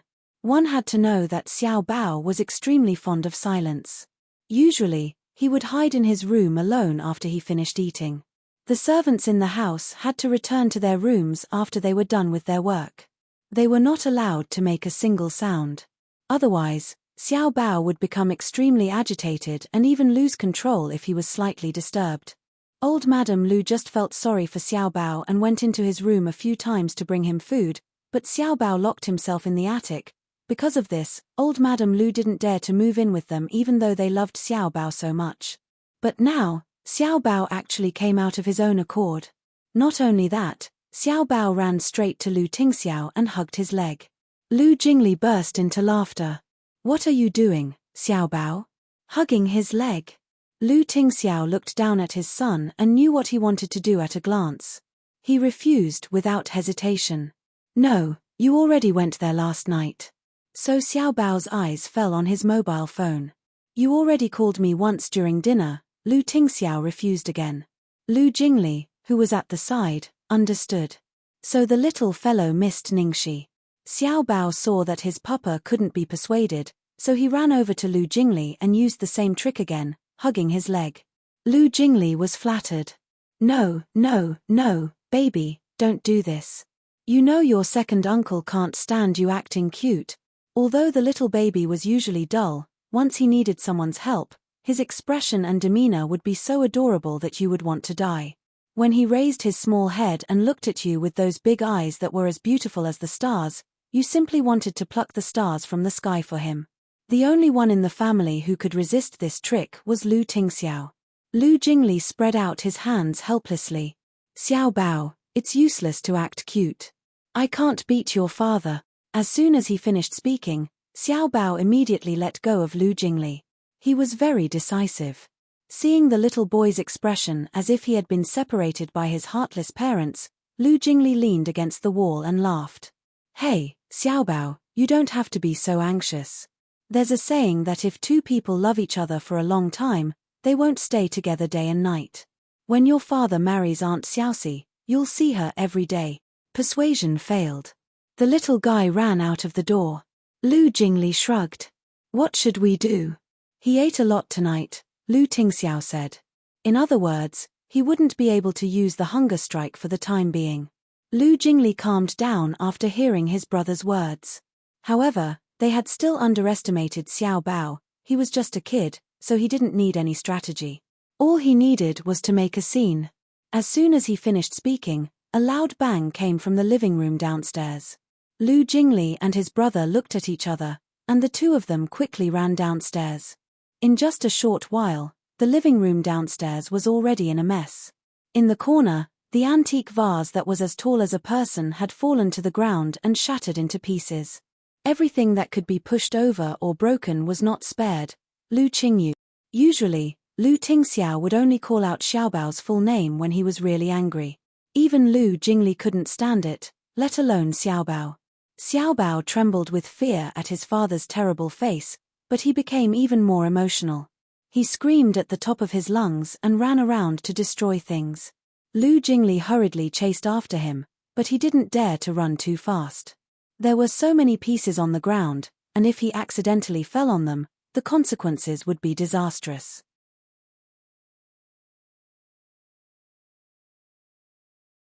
Chapter 22. "Brother, we can't go on like this. Let's ask Ningxi to come here." "Don't." Lu Tingxiao scolded.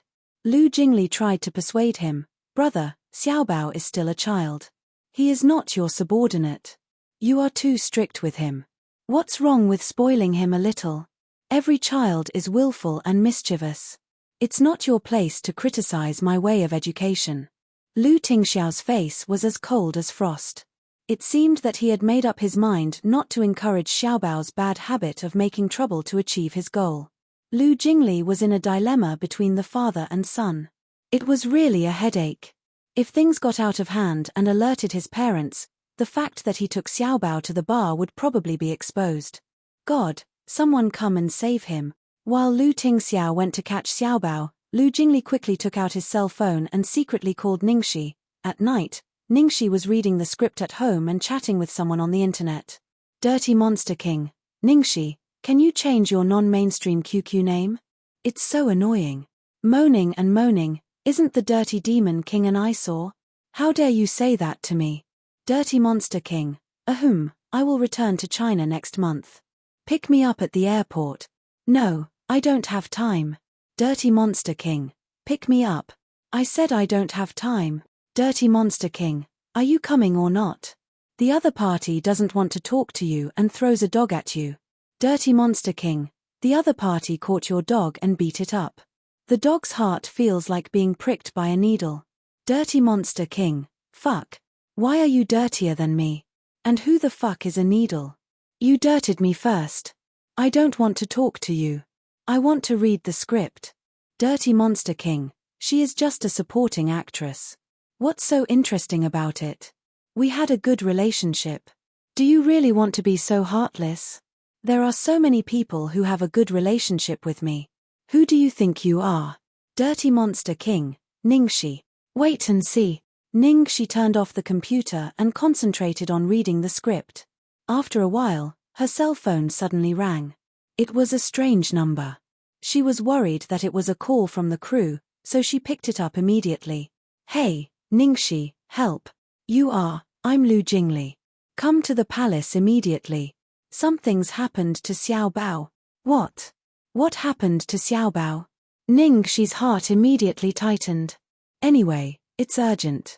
Hurry over. Brother, calm down. The child is still young. Xiao Bao, you can't fall. Lu Jingli made it sound so serious, and the sound of things falling and breaking came from the other end of the phone. Ningxi became even more nervous. She hurriedly changed her clothes and answered, I'll be right there. She didn't know what was wrong with her, but she couldn't sit still the moment she heard that Xiao Bao was in trouble. Even though they had only known each other for a few days, he had been unable to let go of her. It was quite a distance away from the palace and it would take at least 40 minutes to get there by taxi. Ningxi was worried that something might happen during such a long time, so she pushed her motorcycle out of the garage and rushed there at lightning speed. It was supposed to take 40 minutes, but it only took Ningxi 10 minutes to get there. Lu Jingli must have informed the security guard. After Ningxi gave him her name, the security guard let her in directly. When she arrived at Villa number 8, there was a maid waiting outside to show her the way.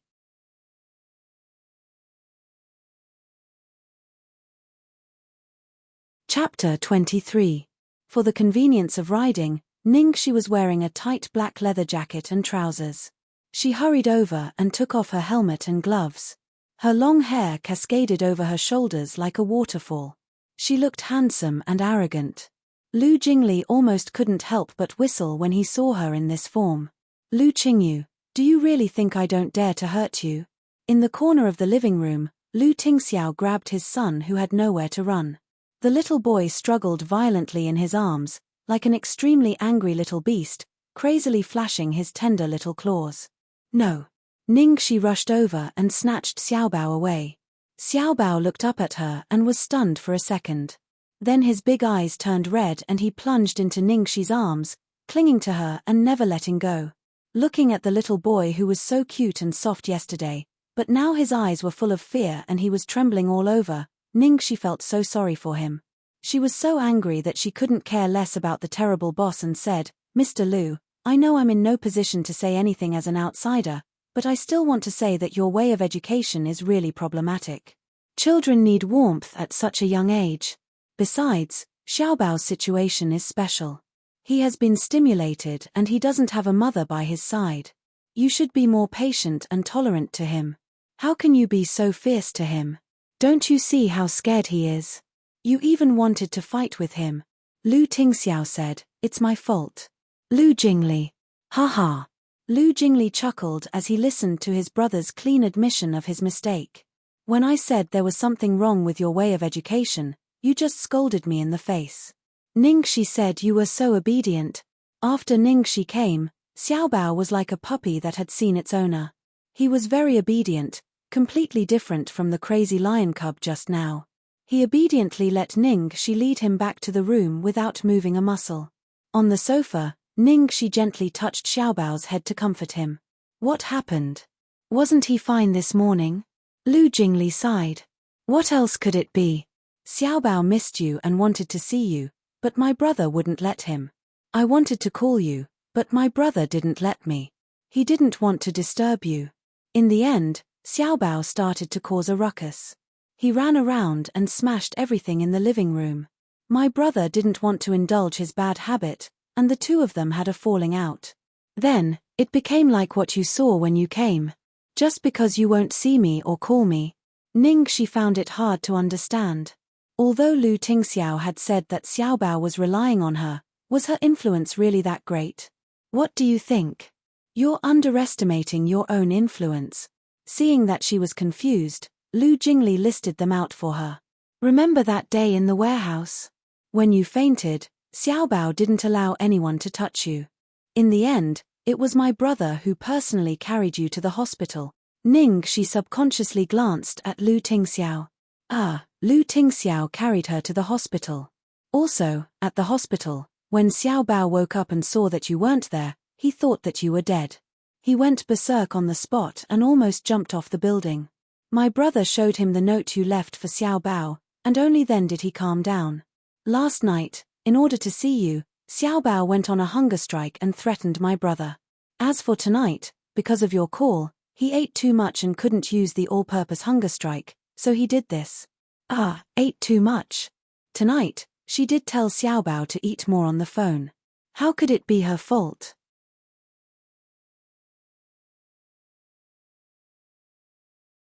Chapter 24. Lu Jingli's words contained so much information that it took Ningxi a long time to digest it.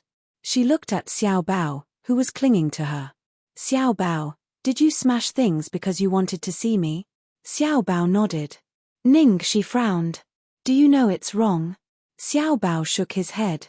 Ningxi finally knew why Lu Tingxiao was so strict. He must have been spoiled too much at home and felt that everything should go according to his wishes. Ningxi's eyes became serious. Auntie is telling you now that it's wrong. Only bad kids will do this. Don't do this again, okay? Xiaobao nodded. Lu Tingxiao's expression was indescribable. Although Xiaobao was naughty, he would do as long as he agreed. The psychiatrist had tried all kinds of methods to deal with Xiaobao's bad habit of going on hunger strike, locking himself up, and even smashing things, but Xiaobao didn't buy it at all. As for forced correction, the two old men at home were reluctant to do it. Every time, they would be obedient halfway through. Ningxi's influence on Xiaobao seemed to be greater than he had imagined. Of course, he was naturally happy to see this happen. After Ningxi finished reasoning with Xiaobao, she coaxed him to sleep softly. Well, can I change a song for you today? Xiaobao nodded obediently. Let me think what to sing. I got it. Calabash Brothers, 7 flowers on one vine, not afraid of wind and rain la la la la. Lu Jingli, who was leaning against the door frame, staggered and almost fell. How could Xiaobao like such childish children's songs with his IQ? He found that the little boy was listening with relish. What was worse, his brother was also listening with relish. Finally coaxing Xiaobao to sleep, Ningxi stretched. I've almost sung all the children's songs I've learned in my life. Lu Jingli didn't know whether to laugh or cry. Why do you have to sing children's songs? You can sing other songs too. These children's songs are shocking to me. Ningxi tied up her long hair with the rubber band on her wrist and raised her bright almond-shaped eyes slightly. Other songs? Except for children's songs, all the other songs I know are not suitable for children. As soon as she finished speaking, Lu Tingxiao's mind instantly flashed with her soft and lingering dancing light stream. Lu Jingli was excited. Ha ha ha, really? What song? Sing it for me. Lu Tingxiao glanced at him. Lu Jingli was so frightened that he immediately behaved himself, silently cursing his brother for being so petty. You were nearby just now? Lu Tingxiao asked. Otherwise, she wouldn't have come so quickly. No, I'm at my apartment. I sped all the way here on my motorcycle. Hurry up. Ningxi said proudly. No wonder he was dressed like this. Today's outfit was even more stunning than yesterday's. Yesterday, she was like a fairy that adhered to the rules, but today, she was like a free and unrestrained fairy. Very dangerous. Lu Tingxiao's face was full of disapproval. Then he glared at Lu Jingli, who had taken the liberty to call Ningxi over. It's okay. I'm good at riding. Ningxi waved her hand carelessly and yawned. Since Xiaobao is fine, I'll leave first. She was about to leave when Lu Tingxiao suddenly said, Miss Ning, I have a presumptuous request. Ningxi immediately reverted to her cowardly self after her anger was depleted. She said respectfully, Mr. Lu, please tell me. I'll do it as long as it's within my power. The Lu family had influence in both the underworld, and Demon King Lu was someone who would fight with others over the slightest disagreement. Lu Tingxiao looked at his son in the room with a dignified expression. Last time at the bar, after he was accidentally locked in the warehouse, the shock Xiao Bao received was far more serious than I imagined. Right now, only you can comfort him. Before Xiao Bao's emotions recover, I hope that Miss Ning can temporarily move in for a period of time. After hearing Lu Tingxiao's words, Ningxi was stunned. Move in, here.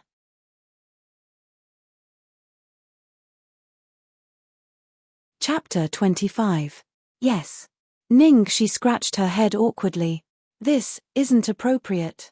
If Xiao Bao wants to see me, I can come and see him at any time. Lu Tingxiao pinched his eyebrows tiredly. There are too many uncertainties, especially at night.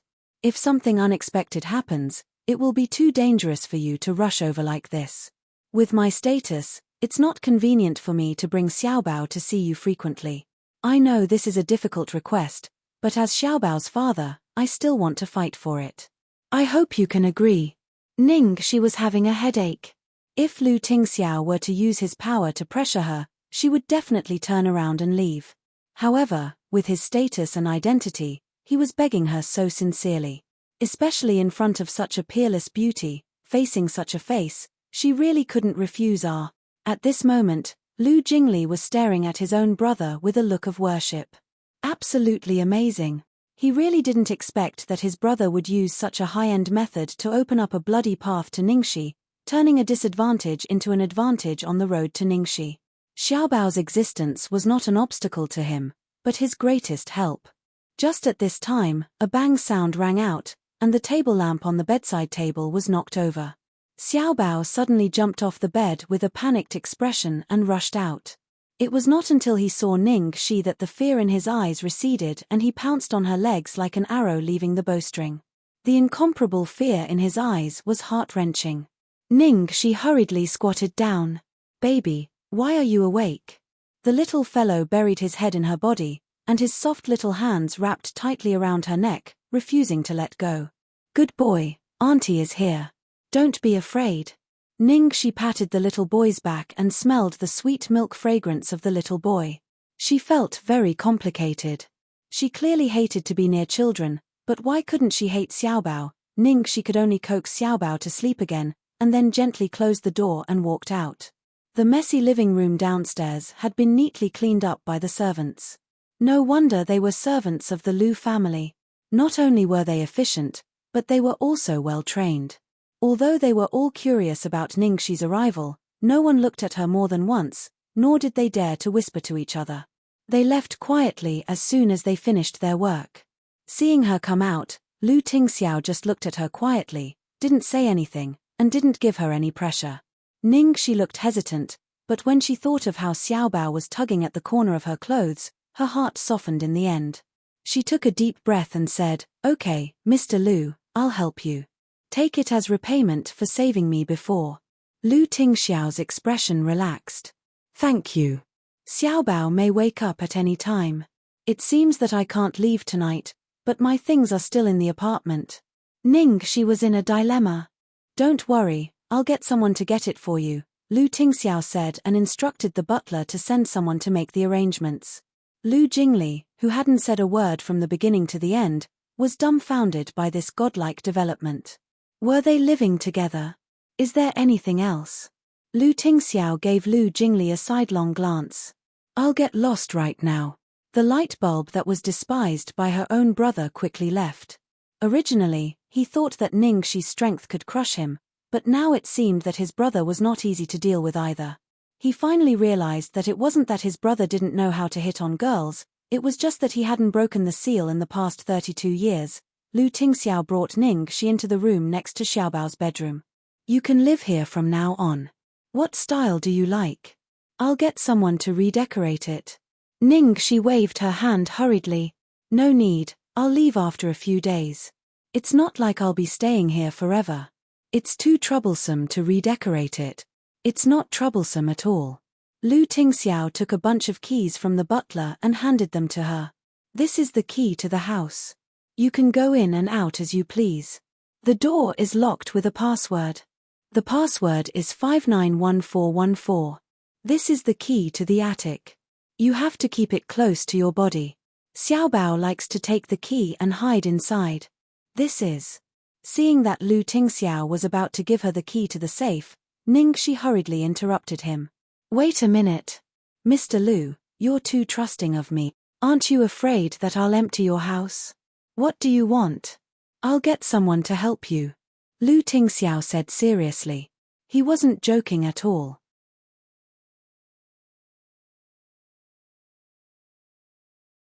Chapter 26. Cough, cough, cough. Ningxi was defeated by Lu Tingxiao's train of thought and hurriedly explained, I was just joking. Joking. Lu Tingxiao was addicted to giving her keys and casually gave her another one. It's not easy to get a taxi here and it's not convenient for you to work. You can take this car and drive it. Ningxi, why did she feel like she was a kept woman even though she was only staying for a short period of time? That's not right. If he was a kept woman, he should hide it outside. How could he give her all the keys to the main house and even his own son? Damn. This was clearly the déjà vu of a newlywed couple. She inexplicably recalled Lu Tingxiao's sudden marriage proposal when they first met. She thought that she understood men quite well, but the one in front of her was like a computer system with an advanced firewall installed. She couldn't see through him at all. She didn't know if it was a blessing or a curse for her to agree to stay. That night, because Xiaobao's condition was really bad, Ningxi directly accompanied him to sleep on his little bed just in case.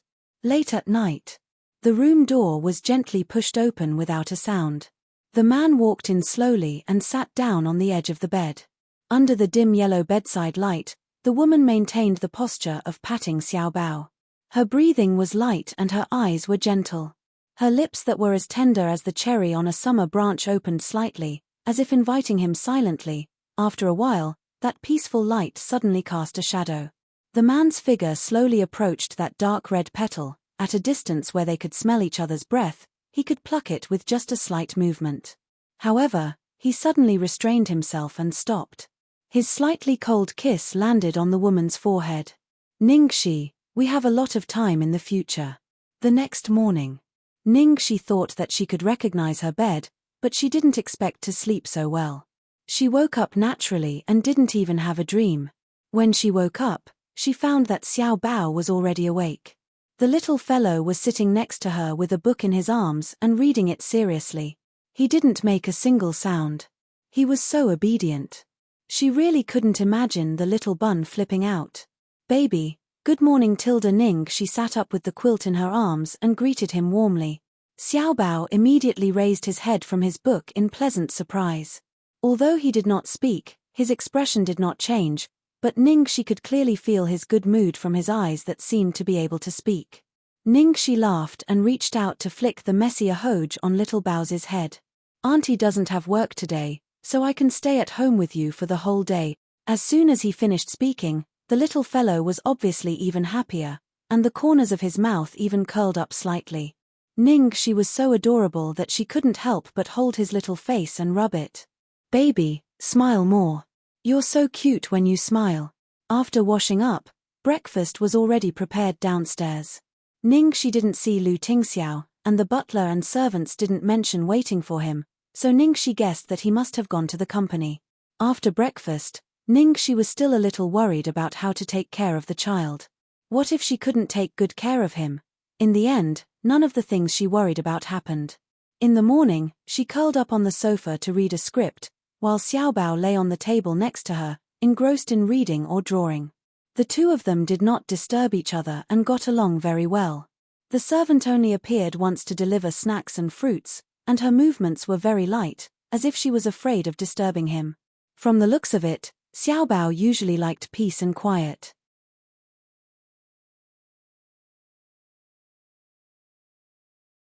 Chapter 27. In the corner, the old butler was silently watching the two people in the living room.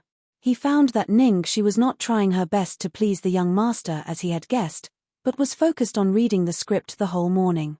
The young master was reading paintings as usual, and there seemed to be nothing different.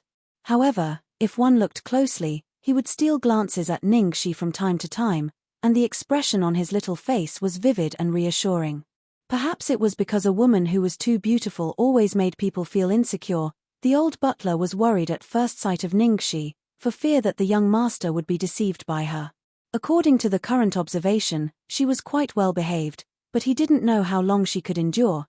There were so many women in the capital who were eyeing the position of Mrs. Lu covetously, thinking of ways to become Xiaobao's stepmother. Because of this, there was even such a terrible incident 2 years ago, causing the young master. So this time, seeing that the young master trusted that woman so much, and that the second young master didn't stop him, and even the young master seemed to like that woman, he was really on tenterhooks and had to be on guard. Unknowingly, more than 2 hours passed. Ningxi was almost done reading the script, and Xiaobao's painting was also done.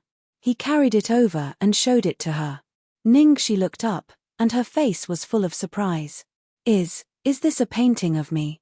She really couldn't tell that Xiaobao looked so quiet, but his painting style was actually that of a fauvist. The characteristics of fauvist painters were that they liked to use bright and rich colors, and use straightforward and rough brushwork to create a strong picture effect to express the feelings they wanted to express. Although the proportions of the characters in this painting were strange and the structure was strange, it accurately captured the characteristics of the characters, so Ningxi recognized herself at a glance. Xiaobao nodded with the painting in his arms, looking a little nervous, as if he was worried that she wouldn't like it. It's really so beautiful. Can I take a picture of it and use it as the desktop of my phone? Ningxi wasn't deliberately praising Xiaobao, but she especially liked the fauvist style, and liked the strong color contrast. And Xiaobao's level was already at the level of a master, judging from her understanding of paintings. Xiaobao pursed his lips shyly, and directly stuffed the painting into her arms. Ningxi pointed to herself. You want to give it to me? Xiaobao nodded. Thank you. I like it so much. Ningxi hugged Little Bun and kissed him on his soft cheek. Little Baozi stared blankly for a moment, then his little face flushed red. His pair of dull eyes became even more lively. The adult and the child were getting along warmly when Ningxi heard footsteps coming from above her head. She looked up in the direction of the voice and saw Lu Tingxiao walking down the stairs lazily. He was dressed in his home clothes and had a messy hairstyle that he had just woken up from a nap. Although Lu Tingxiao's usual abstinence look was charming, this lazy look was too different from his usual look, so it was even more lethal. It was simply hopelessly sexy. Ningxi was in a daze for a long time before she reacted. Mr. Lu, you didn't go to work today? Wasn't it Monday today? Yes, I'm off today.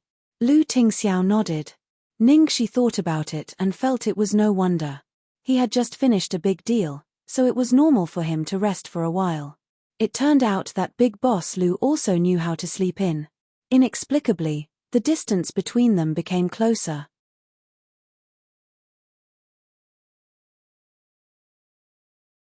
Chapter 28. It's Xiaobao's first time drawing a portrait. Lu Tingxiao glanced at the painting in Ningxi's hand. Really? That's an honor.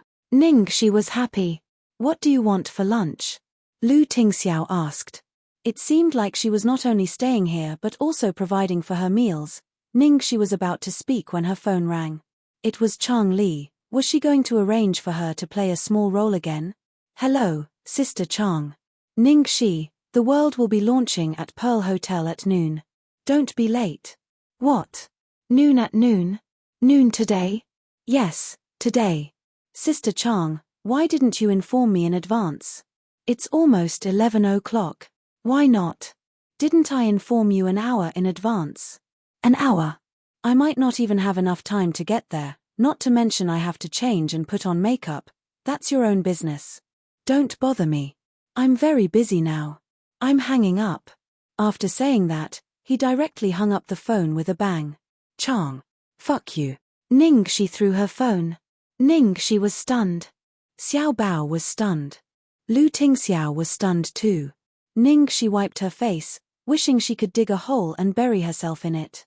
She was so excited that she forgot that she was still in the Lu residence and that there was a beauty of the motherland beside her.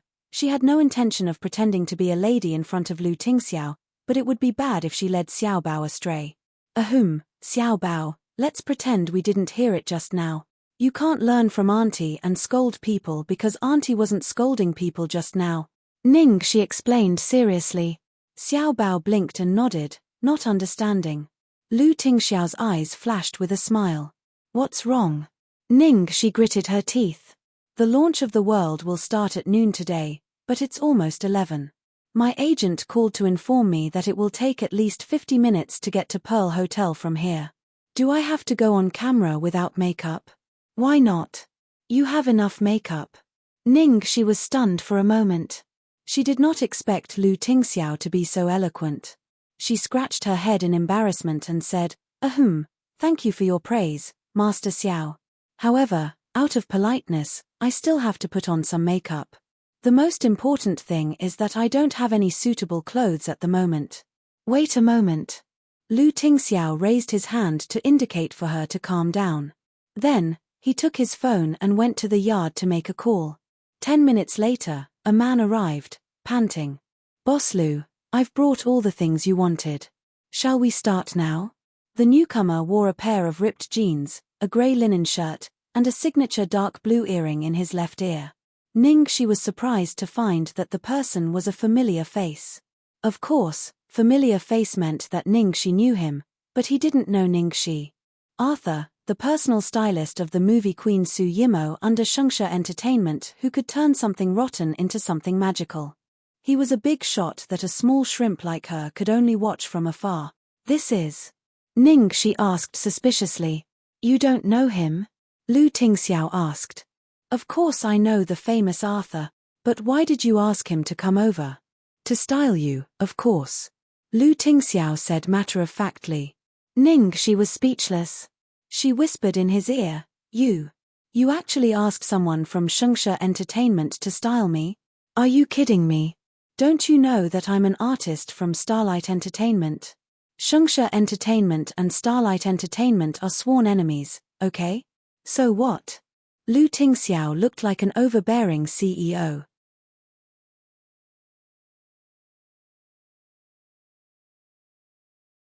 Chapter 29. So what?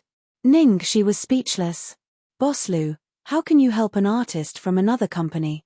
Do you know your employees? It seemed that he didn't know her. She was not famous now, so he definitely didn't know her. She was really defeated by Lu Tingxiao.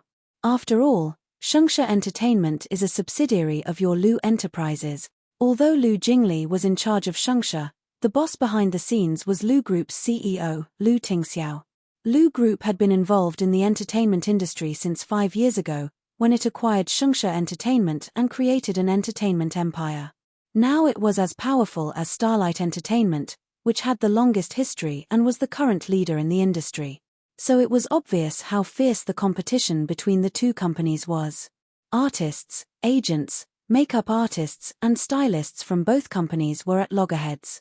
As long as there was a set, artists from both companies would definitely fight.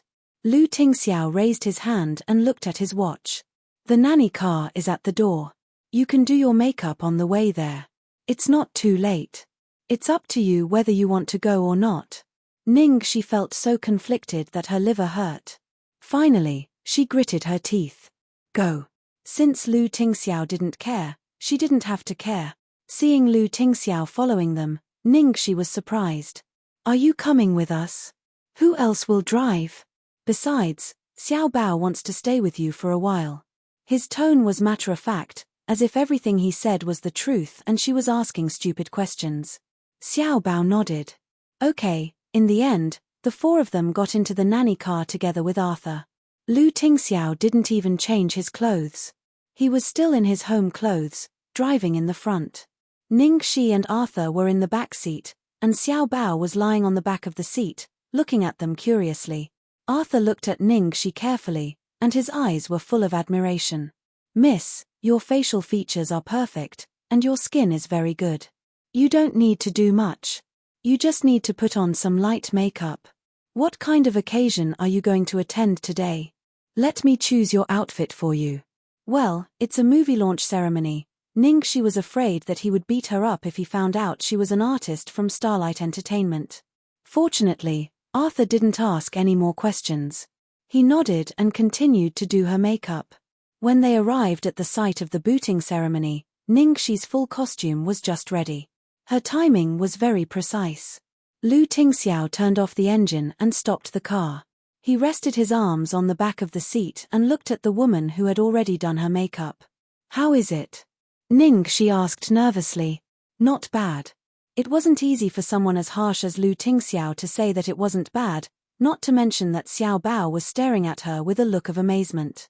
Ningxi suddenly felt full of confidence, and then hugged Xiao Bao apologetically. Baby, I'm sorry for the slip of the tongue, but Auntie promises you that I will finish my work soon and come back to accompany you.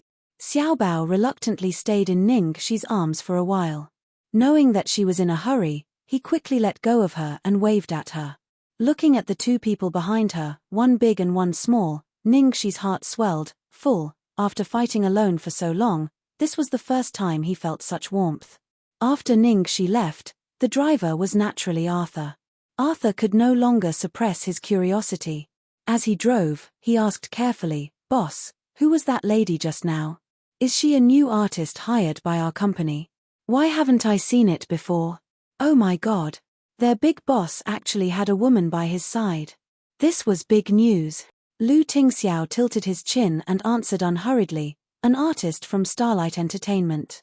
Arthur, at that moment, the expression on Arthur's face was as sullen as if he had eaten a pound of shit. "Boss, you actually want me to style an artist from Starlight Entertainment?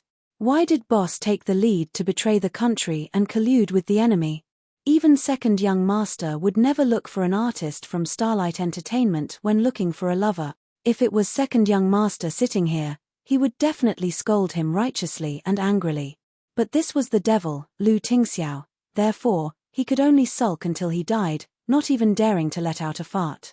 What made him even more depressed was that he suspected that this unknown artist from Starlight Entertainment would be their future lady boss, right?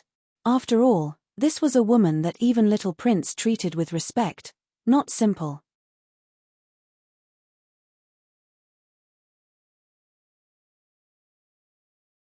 Chapter 30. At the opening ceremony of the world. The main cast and crew were all present. There were flashes everywhere, and the media was everywhere. There was also a large group of fans who came after hearing the news. Most of the media was surrounding Ning Xueluo, who was playing the female lead, and Zhao Xizhou, who was playing the male lead. One was the leading actress of Starlight, and the other was the best actor of the Academy Award. The combination of a handsome man and a beautiful woman was naturally eye-catching. "Xueluo, we all know that you and Xizhou are working together as a couple this time. This is the second time you've worked together as a couple. I wonder if you'll fall for a man like Xizhou in real life. Haha, Xizhou is indeed very charming, but I won't. I don't have any extra heart for him anymore."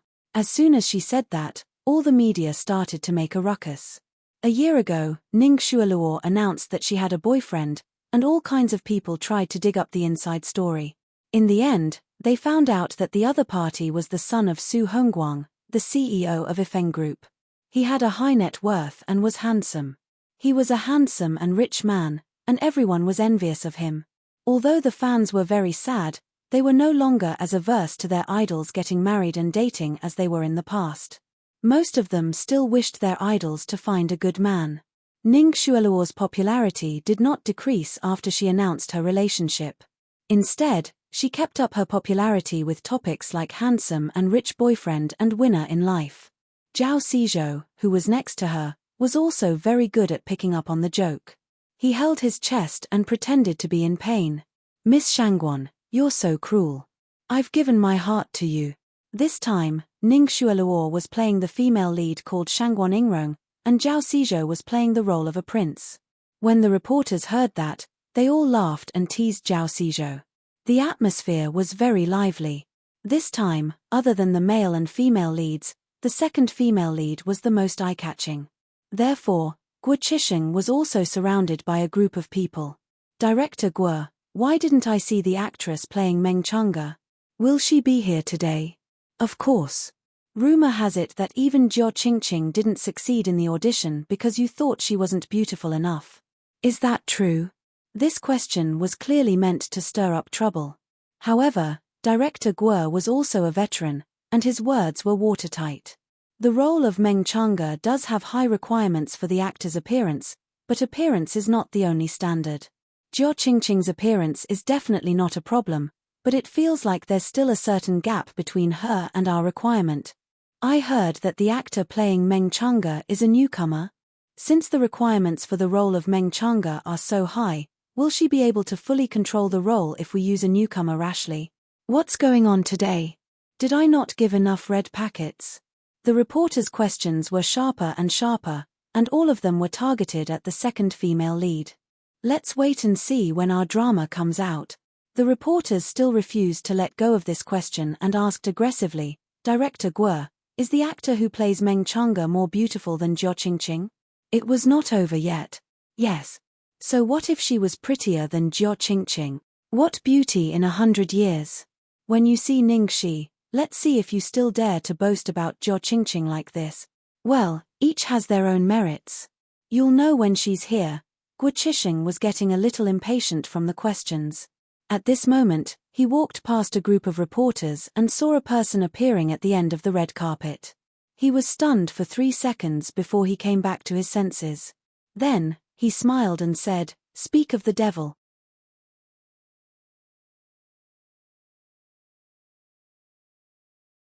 Chapter 31.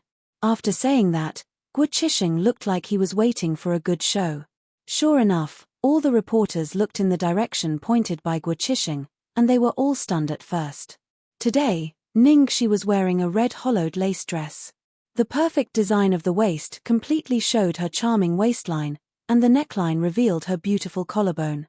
This color was more difficult to handle than red, and it was made of lace. Although the design was extremely beautiful, ordinary people would look vulgar or shocking if they didn't wear it well.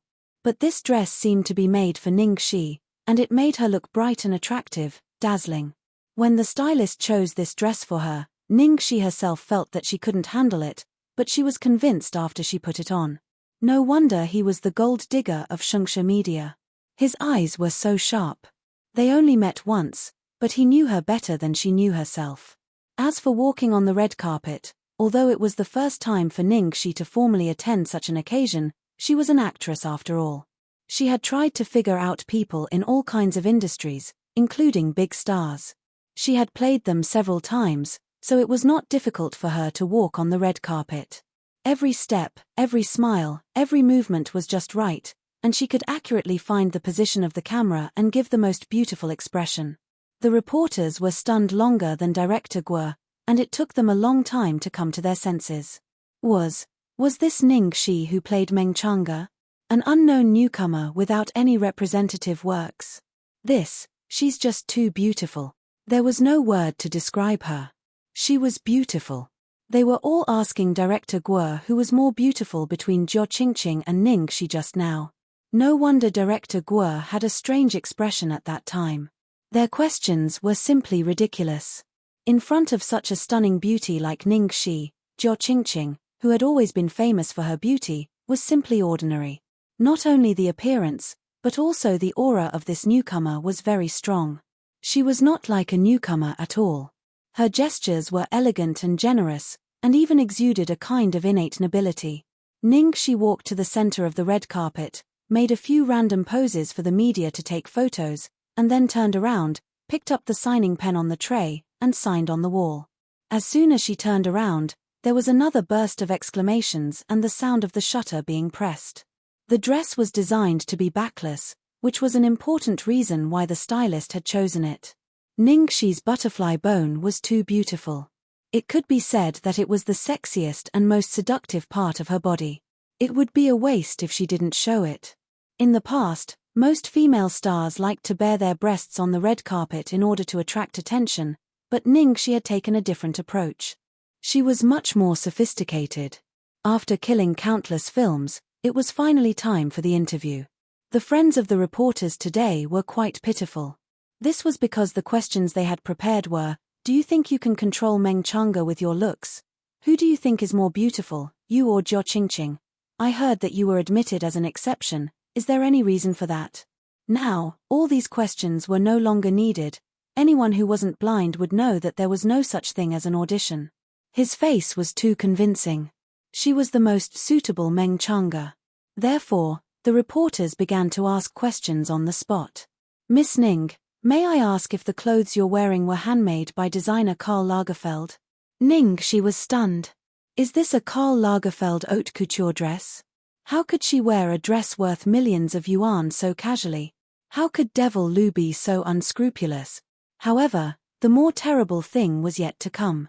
Then the reporter listed the origins of all the things she was wearing one by one, and then asked, Miss Ning, is your stylist Arthur? How could he see that? He had sharp eyes.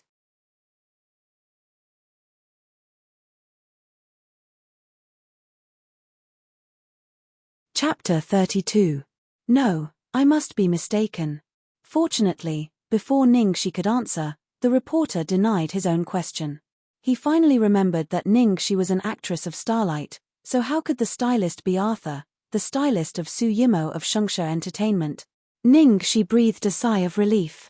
Fearing that they would ask similar questions again, she quickly said, after all, today is the opening ceremony of the world. Let's ask questions related to the movie. Then, Miss Ning, is this your first time acting? Someone in the crowd asked. Of course not. I've been on crews since I was in college, but I didn't have many scenes before, so no one knows me. Ning she answered truthfully, not minding that her resume was lacking. Since the media could find out everything, she might as well be humble and tell them. May I know what roles you've played before, Miss Ning? This was a normal question, but it was a little embarrassing for Ning Shi. But since the reporter had asked, she couldn't refuse to answer. I've played before.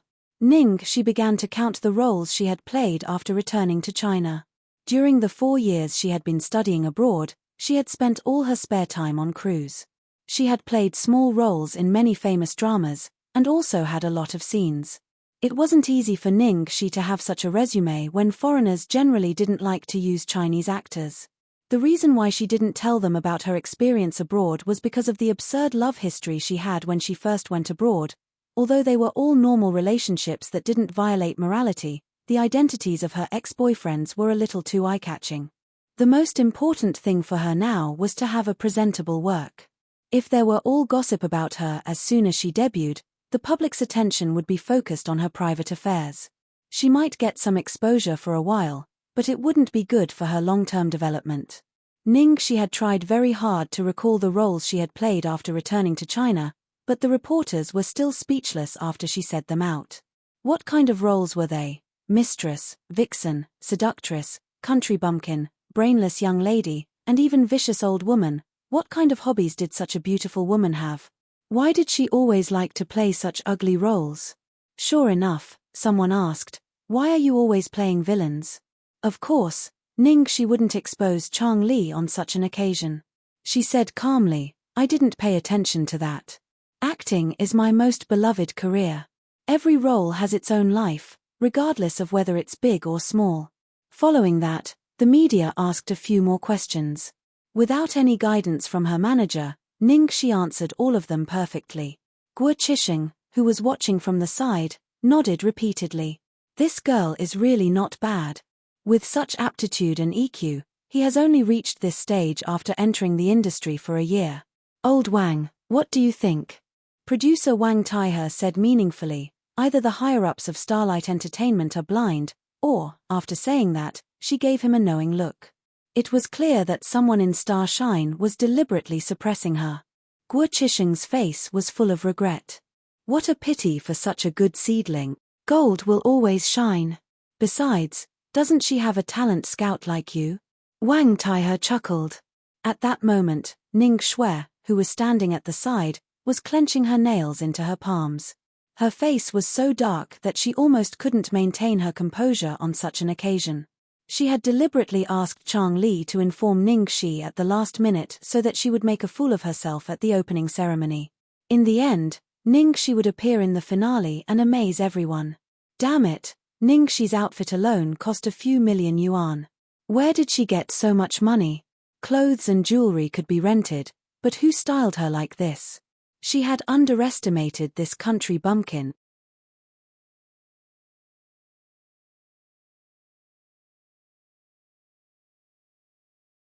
Chapter 33. Xueluo, Ningxi is your junior sister. What do you want to say about her playing the role of Meng Chang'e? At this time, a reporter asked Ning Xueluo about Ningxi's problem. Ning Xueluo immediately put on a calm and elegant expression and said sincerely, "My junior sister is very capable. I think she won't let us down." Ning Xueluo praised Ningxi for all the questions asked by the reporter. People who didn't know what was going on might think that she was helping her junior sister, but Ningxi knew clearly that Ning Xueluo was up to no good. She was not helping her, but trying to kill her. Before the game had even started, they had already praised her to the skies, causing the outside world to have such high expectations of her. If she was the slightest bit careless, she would be bombarded badly. Unfortunately, she would not give Ning Xueluo a chance to make her evil plan come true. She had been conserving her energy for 5 years, so she was confident that everyone would be convinced of her acting skills. She wanted to kill me? Let's wait and see. The media interview finally came to an end. Ningxi was about to take a breath, but was stopped by Chang Li. "Ningxi, where did you get this outfit? Don't expect the company to pay for it. You are just a supporting actress. Who allowed you to be so high profile? Don't you know the rules?" Chang Li scolded her as soon as she came. Ningxi combed her long black hair and said slowly, "I didn't want to, but Sister Chang insisted that I be the last one." "You." Seeing that there were too many people around, Chang Li suppressed her anger. "Later when we're eating, you better behave yourself. Don't talk nonsense and embarrass the company. Xueluo's alcohol tolerance isn't good, remember to block the alcohol for her. Do you hear me?" Ningxi couldn't help sneering. "Drink for her. Miss Chang, are you dreaming? She should be thankful that I didn't pour wine on her." Chang Li and Ning Xueluo were in cahoots, so it was useless for her to bow and scrape, so there was no need to listen to her. If she had been tough, Chang Li would have scruples and wouldn't dare to go too far. Chang Li was annoyed by her. "Ningxi, you've really grown up. You just got a supporting role. Don't you know what your surname is?" Ningxi had no patience to deal with her anymore, so she turned around and left. Chang Li looked at Ningxi's back as she left. Even though it was just a back view, it was enough to make people yearn for her. She felt inexplicably flustered. She had a premonition earlier that she might not be able to suppress Ningxi. This woman was born to act. If she were to rise, her future achievements would definitely not be comparable to Ning Xueluo.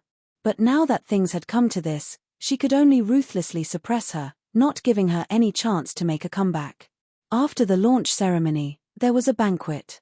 All the relevant crew members gathered together, chatting and eating while getting to know each other. The atmosphere was much more relaxed.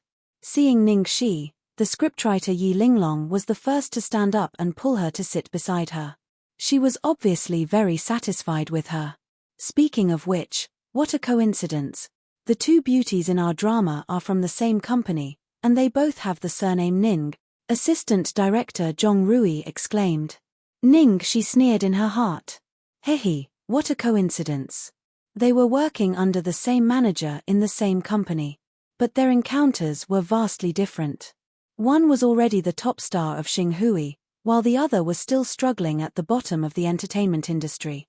As they spoke, the producer and director suddenly stood up and went to the door. It turned out that Ning Yaohua, the chairman of Ning Enterprises, the biggest investor of the drama, had arrived.